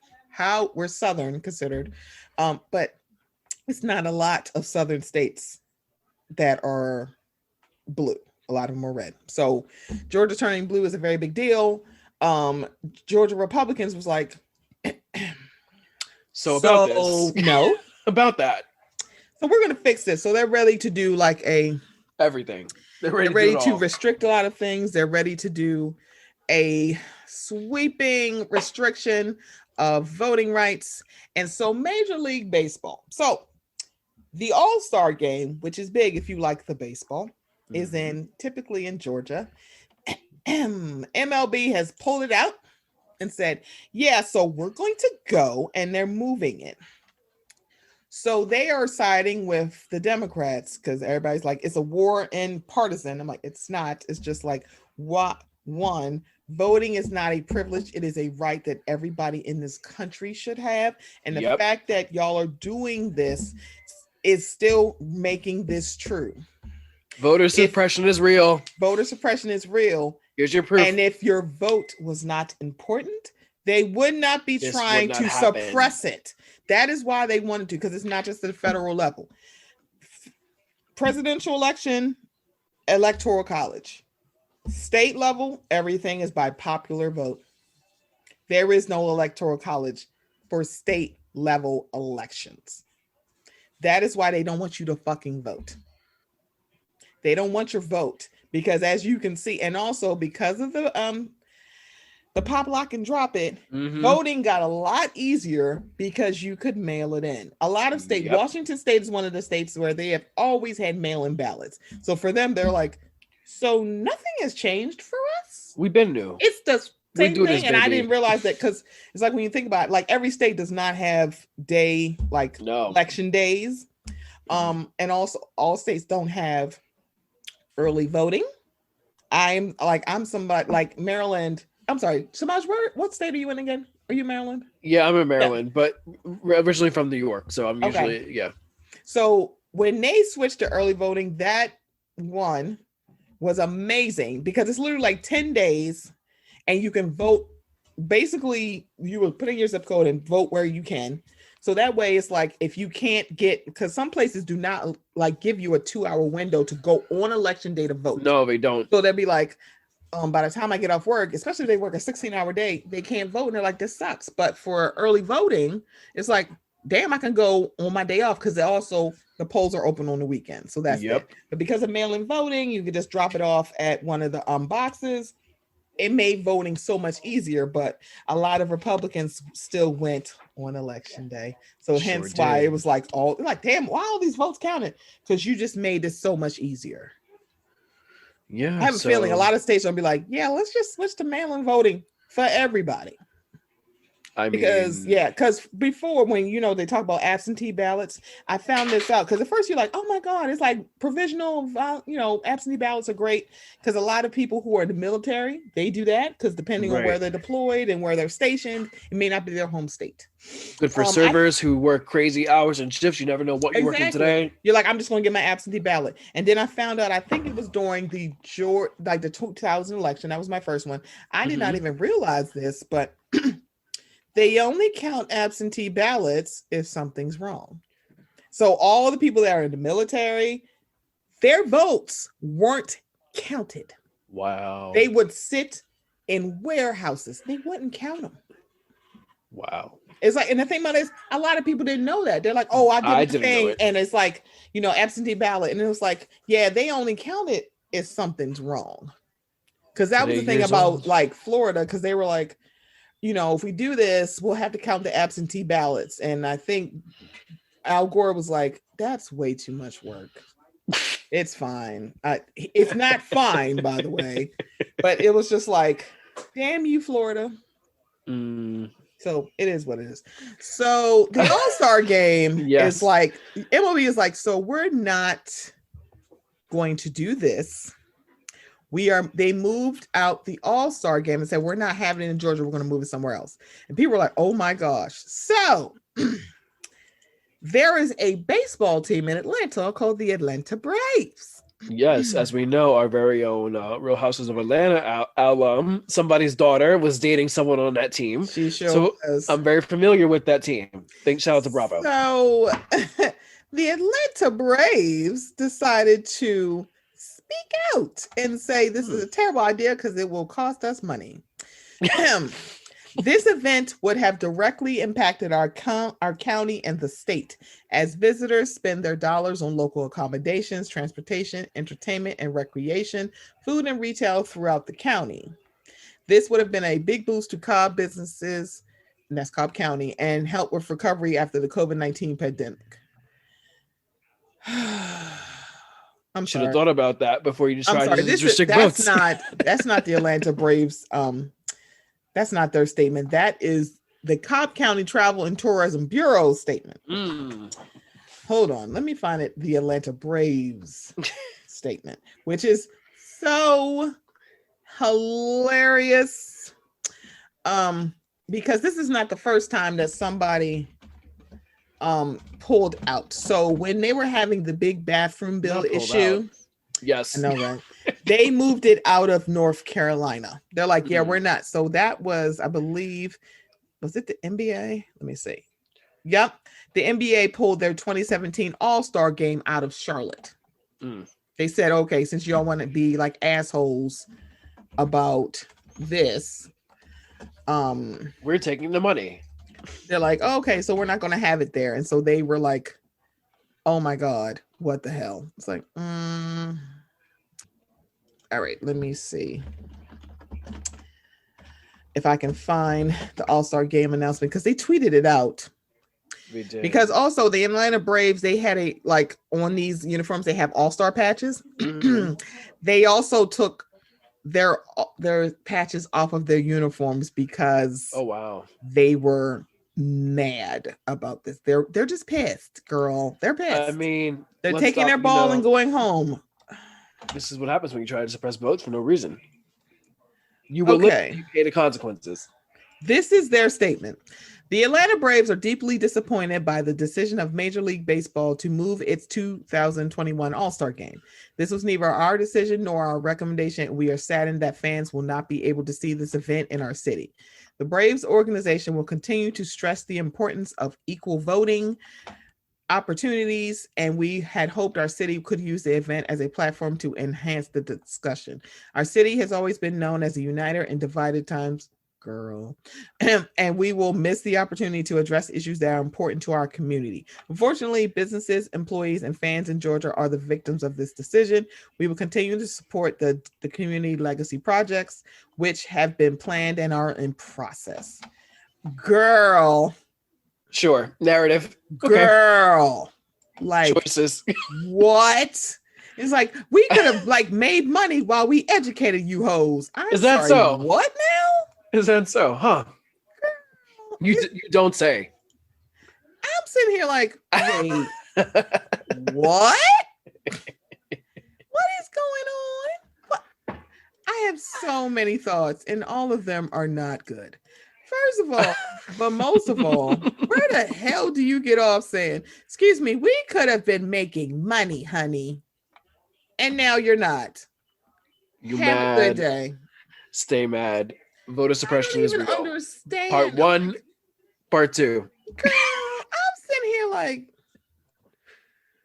ma'am. So you're mad that you can't make money, but you are upset because you can't make money, and you're mad for something you're not doing. Mad, that bitch. It's like no one the asks thing you about to it do? is like, if you really care about your city and you really care about equal voting opportunities, why are you not speaking out by the fact that you got these assholes actually trying to restrict people?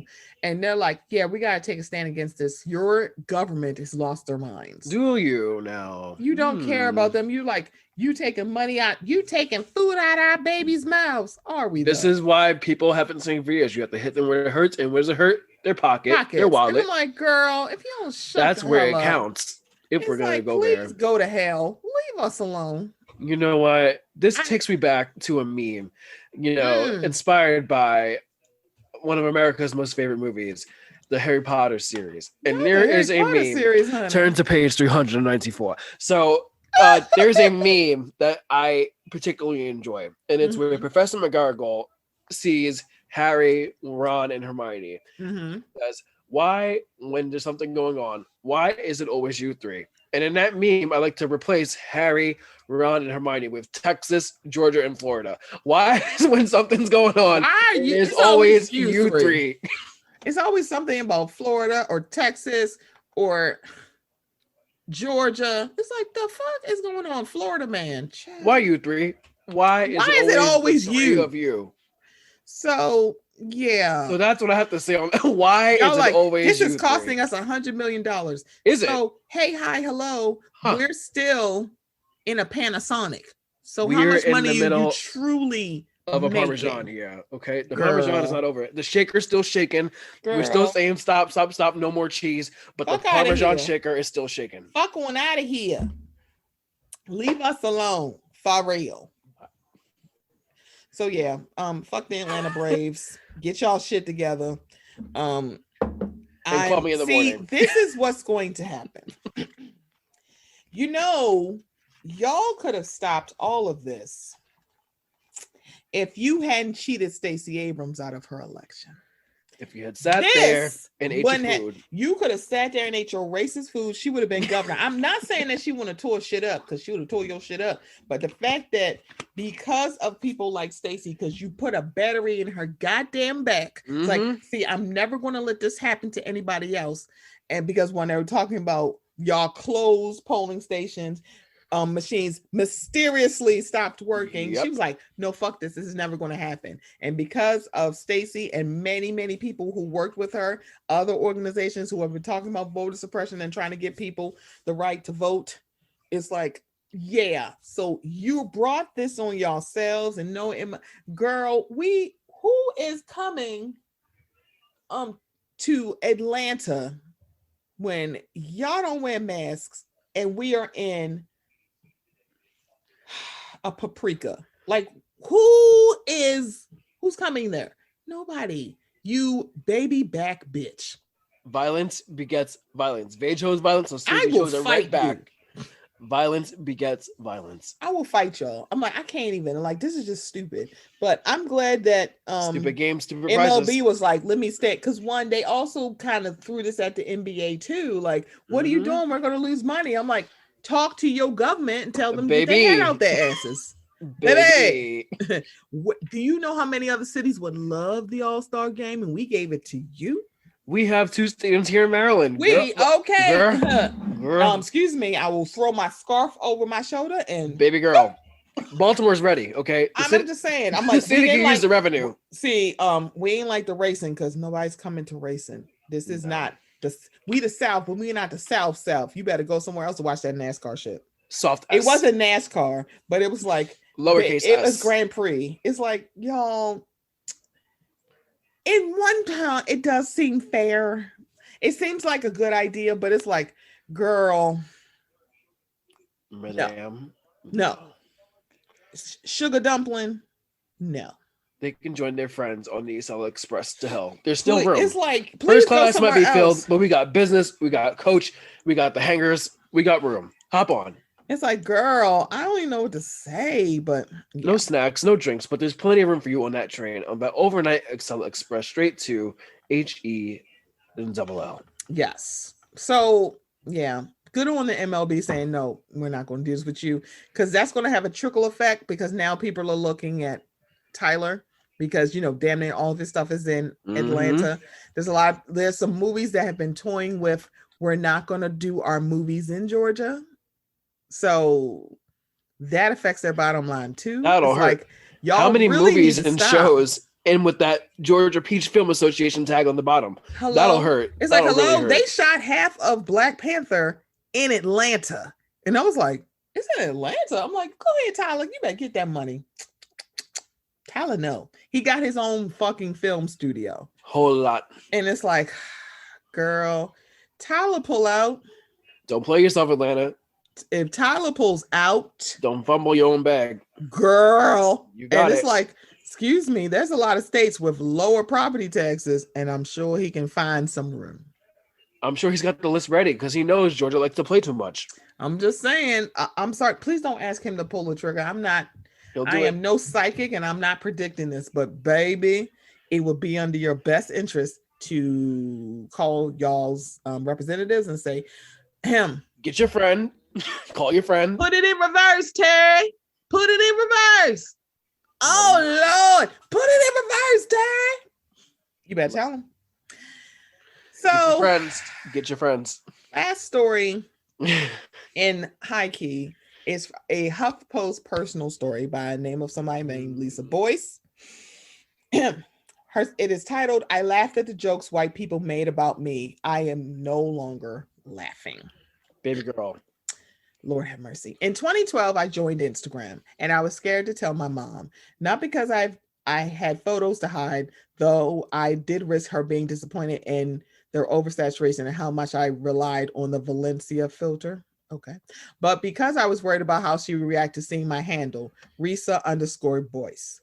Growing up, I always wanted a nickname. I finally got one in college when my friends started calling me Risa. It didn't matter to me that Risa was based on the joke that because I'm half Asian, I shouldn't be able to pronounce my L's correctly. I don't speak any Japanese, never mind have an accent. And I refuse to think about the fact that when my brother and I were born, my Obashan, and Charmaine's going to give me, I think it's Obashan, but I'll definitely ask my mom to give us names without L's or R's so she wouldn't have to fight against unfamiliar sounds to say their grandchildren's names. I had heard this particular joke about my name for years. Okay, Now I get it. Okay. Keep After I reading. finish reading this, I got a story. Okay. I had heard this particular joke about my name for years, and of course I had. My high school had a sizable Asian population, but outside, past the cornfields and soybeans, lived white friends who called me a half Jap. Without knowing that the term is intertwined with the US government's incarceration of Japanese Americans during World War II. Beyond that, I was a competitive swimmer, participating in an overwhelmingly white sport. I learned quickly that the safest way to navigate these predominantly white spaces was to minimize my Asian half. I knew instinctively that there were people who accepted me more because I wasn't obviously Asian, that for them, I was quote unquote white enough. So I stopped watching anime with my older brother. I listened to Taylor Swift.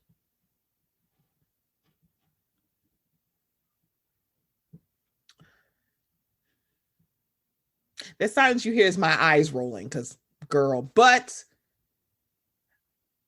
Taylor does make the bops. I'm not even going to hold you. But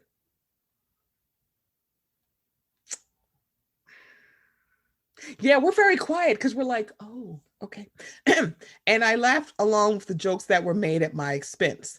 The scariest part about jokes like this is how they're not scary, not really, not at first. After the attacks in the Atlanta area on March 16th, I broke the number one rule of the internet and read the comments about the shooting victims.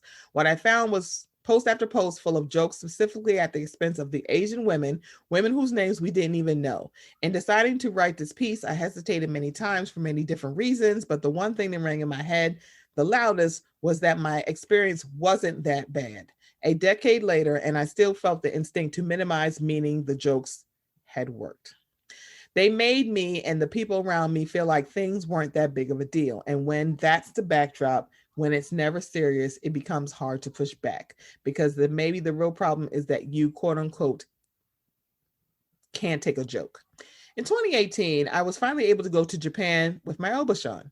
I got to see where she used to live. I will walk the path she took to get to school and met her grade school friends. Visited the hotels and temples they used to run. What struck me the most about watching her there was seeing how vibrant she was. I had always thought of her as small and quiet, but in Japan, she would approach people in the train stations and chat with our waiters uninhibited by any language barrier, free. And to get ahead of the comments because I know the jokes already, she does speak English, though she wouldn't be worth any less if she didn't. She watches the news and reads the paper every day, and she's smarter and fiercer than anyone who wants to make a joke about her. I asked her one time what it was like when she and my Ojashan, and Charmaine's going to tell me, and I'm sorry, I'm mispronouncing the word if I am. I apologize. My grandfather moved to the US shortly after the war. Specifically, I asked what racism they experienced. She said none. I stared at her for a moment, knowing full well that couldn't be true. She continued as my mom jumped in to translate by saying that they expected to be treated poorly, so they didn't think anything of it when they were. My Obashan came here at age 23 and has lived close to 70 years of her life as a guest in someone else's home, taking her shoes off at the door and bringing a gift for the one who welcomed her, keeping her head down, staying quiet. If I asked her about my Instagram handle, how could I ask my mom? If she asked about my Instagram handle, how could I ask my mom to translate the joke? I picture my Obashan alone in her room in my parents' house, silently working on a puzzle, which she did long before quarantine made it cool, limiting herself and her experience in this country, self-conscious about her English because of the jokes she herself had undoubtedly heard, the one she expected when she stepped aboard the cargo ship all those years ago. Maybe I laughed along with them because it was easier than speaking up. Maybe I laughed because I too believed it was less worthy because of my Asian. I was less worthy because of my Asianness. Or maybe if I really think about it, I laughed because it made the comments more tolerable, not only to the people saying them, but also to me. These were my friends. Of course, they weren't racist. They were only kidding. It wasn't that bad. When I read the comments, particularly those on social media mocking the women who were murdered in Atlanta, I was instantly brought back to my first Instagram handle and the shame I still feel for taking part in that joke. The scariest part about jokes like this is how they build and calcify. How often you hear enough of them, you start to doubt your own worth. You start to think that this is acceptable. Maybe they are right after all. Maybe I can't take the joke. Maybe I shouldn't have to. Years after creating my Instagram handle, I finally asked myself why I was using a name that made me too uncomfortable to share with my own mother. And one day, without fanfare, without fuss, I changed it. At that moment, I reclaimed my name and found my voice. And I'm no longer laughing. That is from Lisa Boyce. Shout out to her. She is amazing. Absolutely. Okay.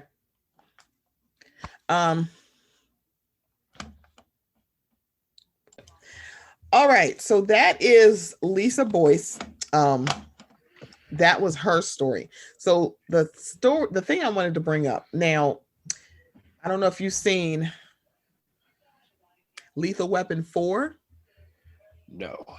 The Lethal Weapon 4 is a very interesting thing in the franchise. Let me make sure it's 4 and not 3. It should be 4. We love a series, guys.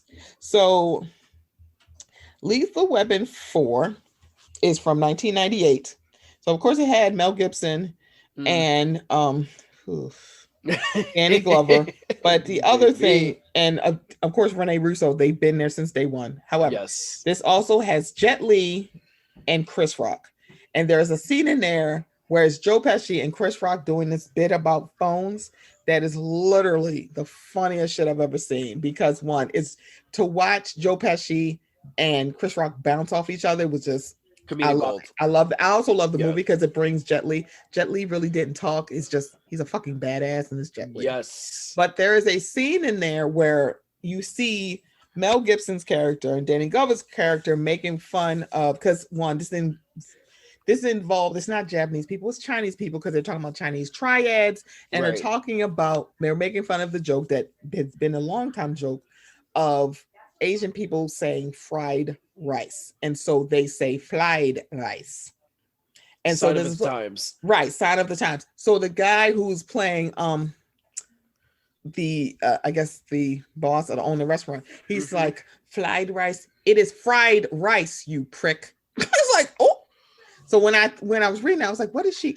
Oh, because that's the thing. It's like we make fun of Asian people not being able to use R words, which is like R and L. Yep.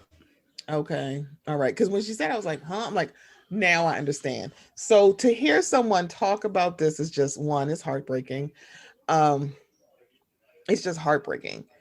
And her talking about bringing up the Japanese internment camps. I was in a clubhouse room when I was talking about segregation signs, and I didn't articulate that this used to be on the signs. And I inadvertently made it seem like I was calling Japanese people JAPS, because I won't say it again. But I knew what I was saying. I just didn't say this is what the segregation signs used to look like, because they used to be on there. You can look it up, guys. Google's free. It's really Google, but and it's like I was being offensive. So look at that. She acknowledged it, and she's alive. She's breathing. She's still I'm pretty here. much. It was just like I was like, that's it. It was like I'm like, that's not what I was. I'm like, I wasn't saying like I'm calling Japanese people this. I was trying to highlight what was on segregation signs, but it got lost in translation. It happens. We slip up, we acknowledge it, we move on. Simple. See, it was just like we're still recording. Wow, look at that. Right. Look at that. So it is what it is. I apologize to the people privately, and that's just that. What? And an apology? What? Acknowledge it and Stephanie. Yeah, I didn't. I can tell you the whole story. I'll tell you the whole story off mic. You're doing backflips. It's kind of like you acknowledge, you apologize, you move on. The thing about it is, I think I took umbrage by the way that I was talked to by the people in the clubhouse room. However, that has nothing to do with the offense. People of course, first, knee-jerk reaction is like, so I'm not doing this today because I got my own shit. Right. And by the time I came back to the room was over. So I DM'd the people. Like, I'm being very honest. That's literally how that's going. Because one, it's not like you can DM people within Clubhouse. No. So if people have their social media handles in there, you can just, reach out to them that way. And that's, Clubhouse is a beast. It's definitely a beast. And it's kind of like, whether I didn't like the tone, it's like it really doesn't matter at this point. Right. But I'm also a grown-ass woman, and I know how this goes. I'm like, I know what I meant. And I knew the context. However, that has nothing to do with any of this. But the fact that this young woman is talking about something that a lot of non-white people have to do when they are in majority white spaces. They have to laugh with the jokes because we will shit on them if they don't. Oh, it's just a joke. And it's like, oh, why are you not laughing? You can't take a joke. I'm like, my humanity is no longer funny. So that's where we are at this point, where it's like we have to be, follow, and I'm following Lisa Boyce. So her Twitter handle is so Rolls_Boyce. Boyce with a 0. But go ahead and yeah, we're gonna say Semajh. My name, Semajh. So I'm sure you all can imagine, but let me tell you the origin story for those who are curious. So my name's Semajh. It is spelled Semajh. So on my dad's side of the family, majority of the men and the boys were named James. So they were going to keep that trend going. I was slated to be, I want to say number 6, if not number 6, number 5. And my mom being, the wonderful person she is, she's like, love that. Not really. So what she did, she stepped in and she said, I see what you're doing here, but we're not doing that. But because she's a nice lady and, she's agreeable and she can compromise, she took the base name James, flipped it to Semajh, and then to make sure I'd be the only one with my spelling, added the H. So that's all it is. It's not African. Wow. It's not Ethiopian. It's not Russian. It's not Romanian or whatever other things white people have tried to mock it up to be throughout my 25 years of life. And even in school, because kids are cruel no matter what race. Yeah. Children are cruel. So I've been called, let's see, Smudge, Semajh, Smudgeums, Smash, Semajhi, Semajha, Shmish, Smushy. Semajh. Does they say Semajh? Semajh, Smash. Like I've had my name ripped and ragged and bagged. And then if I was can we call you anything else? Do you have a middle name or a nickname? Is there another name we can call you?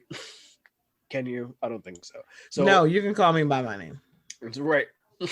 So I totally understand Lisa and her struggles in this. I mean, for a long time, I had to ask myself like her, am I being too sensitive? Yeah, it's just a joke. Like I had to repress and let that go for years. And for the longest time, just to make it easier for people to pronounce and spell, I dropped the H in my name for a long time. It's too confusing. Let me just drop it. But I'm like, I don't know why. This is random but autocorrect. But when I message Semajh, my phone is hilarious. I'm like, Siri's the biggest pot stirrer of them all, truly. I said, what the hell? I'm like, they got all these extra J's. I'm like, what? I was like, are you and Siri in a fight? We are forever in a fight. They're like, are y'all Siri don't like me? And that's, and this is super random, but my father's name is James. I was like, that. My brother's middle name is James. I know.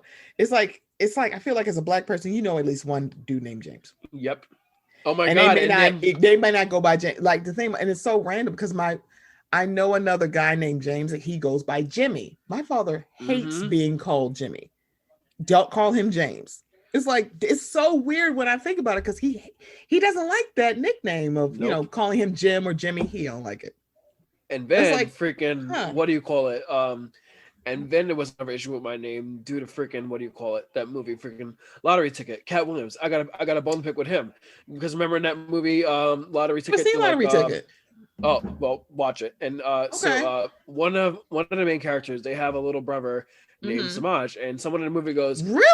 And someone in the movie goes, your name's not Semajh, your name is James. So for years after I got over Semajh, so they don't have the Smudgeums. No, they didn't. So for years after getting over all the smash, smudge, smudgeum, smush, I had to deal with your name's not Semajh. And I'm like, no, my name is literally Semajh. And the only other one that I heard was Little Wayne's little brother. His name is Semajh. So it's not a common name. So I've been on many journeys without my name, but now at 25 years old, I'm like, no, it's Semajh, Semajh. And for years, my mom would say why do you drop the H? That's not the name I gave you. That's not the name. That's not how you spell your name. She's like, this is the name I picked for you. Can you use your name? And I'm like, no, it's fine. So I totally get Lisa switching to Risa to lessen the blow to make the other people around her comfortable, to make the white people around her comfortable. So I get that. That's deep hurt. That hurts. It's not nice. Yeah. It's kind of because I was like, I didn't get what she meant until I started reading it. And I was like, oh. And the thing about it is because I work in HR, because of what I do, work in HR, I am somebody who especially depending on if you're in HR, you know you're going to get a wide array of names. Mm-hmm. Most notably, people of Asian descent, African descent, Middle Eastern, South. When I say Asian, East and South Asian. So when I have new folks, I always ask them, right? I always say, how do you pronounce your name? Oh, you can just call me by this name. I was like, that's not what I asked you. No. And I was like, no, I can call you by your name. And if I tried, I'm like, I'm sorry if I butcher your name. Please let me know if I'm saying it correctly. Yes. And it's always a surprise when I say it correctly. They just go, no, that's it. I'm like, oh, okay. And she's there. And they're always like, it's this welcome look of, oh, you're saying my name. I'm like, because your name is important. I'm like, it's always funny to hear, most notably white people say, oh, your name is so hard to say, but you have no problem saying Saoirse Ronan's name correctly. I can't say that. like no tea, no shade. I mispronounced her name on purpose. I mean, she knows Roni. You're like, that is rude. I'm like, is it? Arnold Schwarzenegger. Right. You can say Arnold Schwarzenegger. Charlize Alexander Baryshnikov. You can say all this Derek shit, but Nowinski. you have. It's like y'all don't have problems. You just want to make Dostoevsky non-white people right. You want to make them feel like shit. It's like that's not cool because you can't pronounce his name as you actually value that person, but because you don't, you choose not to. Your name is so hard for me to pronounce, or you could just ask me how it's pronounced. You have a nickname? Anything we can call you for short? So, because I had like when I was an RA in college, and I had one of my residents. I was pronouncing his name wrong. And so he always gave me shit about it. It was another black guy. It was so funny. So when I pronounced it correctly, he said, oh, you said my name right. I've been giving you hard shit for like the last 3 months because you kept mispronouncing my name. I'm like, but I didn't know that's not how you pronounced your name because you didn't tell me. And he went, right. Oh. And I was like, if you had I'm like, just tell me and I would have done it correctly because you didn't tell me it's wrong. That's why I didn't say it. It's like, I thought that was correct. And it's like, because it's like I'm not going to mispronounce your name on purpose unless you're Saoirse Ronan. It's that simple, right? And so when he told me, he was like, "Oh," I'm like, if you had told me it was wrong, I would have stopped. Would have did it that day. Full stop. And I'm like, and that's super simple, but it's kind of like the older you get, you realize it's like, yeah, you don't have to shorten them. Like, oh, I'll make it easier for you, and it's just like, you don't have to, or I could just learn how to pronounce your name. So fun fact on that. So once you tell someone the first time how to pronounce it, okay, second time, and so anything after the second time you told them how to pronounce your name and they still do it wrong, call them every other name but with their name and see how they like it. Do you know how many times I've gotten people to correctly say my name because they said my name wrong? Like I'm like, oh, so hi Mike, tomorrow, Carl, hi John, Ron, Derek, like that's not my name. Like, right, you're right. That's not your name. Just like how what you call me is not my name. Correct. So we can keep this going all day because there are a million names I can call you that are not your name. But I'm not. Don't play with me. It's like Petty's my middle name. It's I don't even know what to say to that. I'm like, girl, what you doing? Middle name is Anthony Scott, but Petty is also in there too. Come on. I will go home that night. Anthony Scott. Pick up every male name in the book, and I'll pick at least 2 for that day to switch back and forth between. Yeah, it's like, girl, I'm sorry, that is funny, but I do this. Don't play with me. I do this. You're so silly. I do this. I do this. Name game. All right, bet. Child. Yeah. So I'm glad she's coming forward and say I'm reclaiming my name. And yes, Lisa. There's a few people like Uzo Aduba. I was saying Adoba because I thought there was an O. It's Aduba. So that is a shortening of her first name. And she explained why her mama was like, don't do that. It's like, why are you shortening your name? That's the name that I gave you. And she was just like, oh, because people can't pronounce it. She's like, that's their problem. Gabarisa to be. Yes. And what's homegirl? Quinvenjane Wallace. Everybody's like, oh my God, your name is so hard to pronounce, but you can say how many white actresses' names? It was like, girl, stop doing this to that baby. That baby is 8 years old, and also y'all full of shit. Leave her alone. Y'all can pronounce it. You just don't want to. You can change Hillary to Ilaria without missing a beat, but we can't take that extra same 2 seconds to learn how to say somebody's. That's why she scammed y'all asses. But that's, that's somebody else's podcast hill to die on. That is not Stephanie's. I don't care. I'm sorry. Got enough hills to die on. I'm sorry. That's somebody else's. They can pull that little red leg, and I will Have not. Have at it, baby. So I think we have a show. Semajh, not Semajh, or sandwich, or sandwich, sandwich. I can't. What? Yeah, sandwich, s'mores, smudgem, smush, smudge. Smash. I'm just blinking. I'm just gonna keep blinking. Semajh. That is the name of the show. Show title. I'm just blinking. List goes. So Semajh. Semajh. Semajh. I can go on about how many ways my name has been mispronounced. It's so crazy that just like you're still going on, but we have a show. I'm excited. This is an episode. Of course, we could not start Whole Food Month without Whole Food number one. Fool number one, Semajh. Get his name right, bitch. But first, Semajh, thank you for being here. I appreciate you being here. Thank you for inviting me. I'm so gung-ho about your show. I'm like, I can't wait to be there. I'll probably be there season 2, y'all. I don't know what's going to happen. Oh, no, you're definitely coming season 2. Oh, okay. I'm just saying. We start filming season 2 in 2 weeks. So if I mentioned season 2 in my crayon case, because Super Scent was in that last night at the live, and homegirl set 40% up a coupon code that took 40% off, and Mama took advantage because I don't think she sent an email out about this. She literally did it in the comments of an IG live, and I just happened to see it. I'm like, for the real fans, works. For the people, for my people. If you're here, if you caught it, if you know, you know. Right. And I was like, I finally can get my box of crayons, because every time I'm like, oh, I'm gonna get it at a sale, it's always sold out. And I was like, bitch, I made it. I was like, it's been like 2 or 3 years in the making at this point. Wow. So I'm very excited. Love that. Very excited. So yeah, I got to get my Juvia's Place or crayon case or whatever I put on my face, because Mama's going to beat the face. It's just not today. I beat it for Taria's birthday, because that's my boo thing. Yes. So I got to be there. So please, Semajh, tell everybody how they can find you while we are waiting on pins and needles until I Am debuts. Yes. So first, before you follow me, make sure you're following Stephanie at the Mocha Minutes, at Sunny Tota, at Sunshine Grams. So do that first. Okay. This podcast is about women. Keep plugging me. This podcast is about women supporting women. And remember, for the first probably 30 seconds of your life before you're even born, you were a woman. So literally, that's everybody. Women supporting women. That's another podcast coming in the future. But you can find and follow me if you want to come off your chariot and throw tomatoes with me. You can find me on Twitter at SemajhXCX. No H there, so SEMAJXCX. I'm a big, huge Charlie XCX fan. If you don't know her, get into her.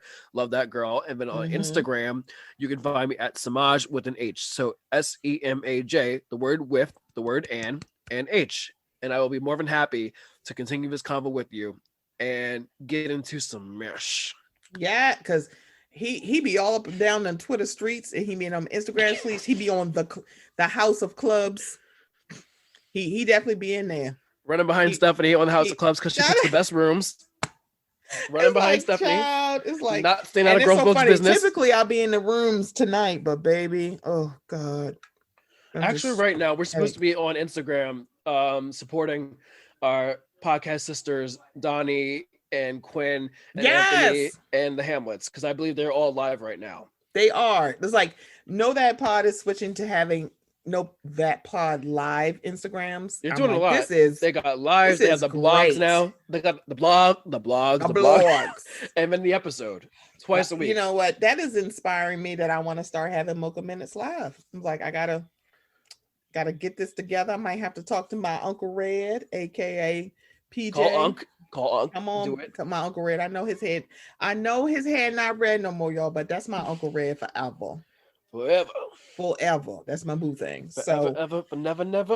y'all, this has been the Mocha Minutes podcast. I appreciate y'all Woo! listening.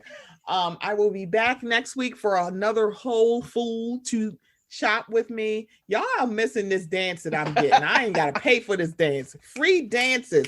I don't even have to throw no singles, honey. I have to do it. But I'll be back next week, y'all. Bye.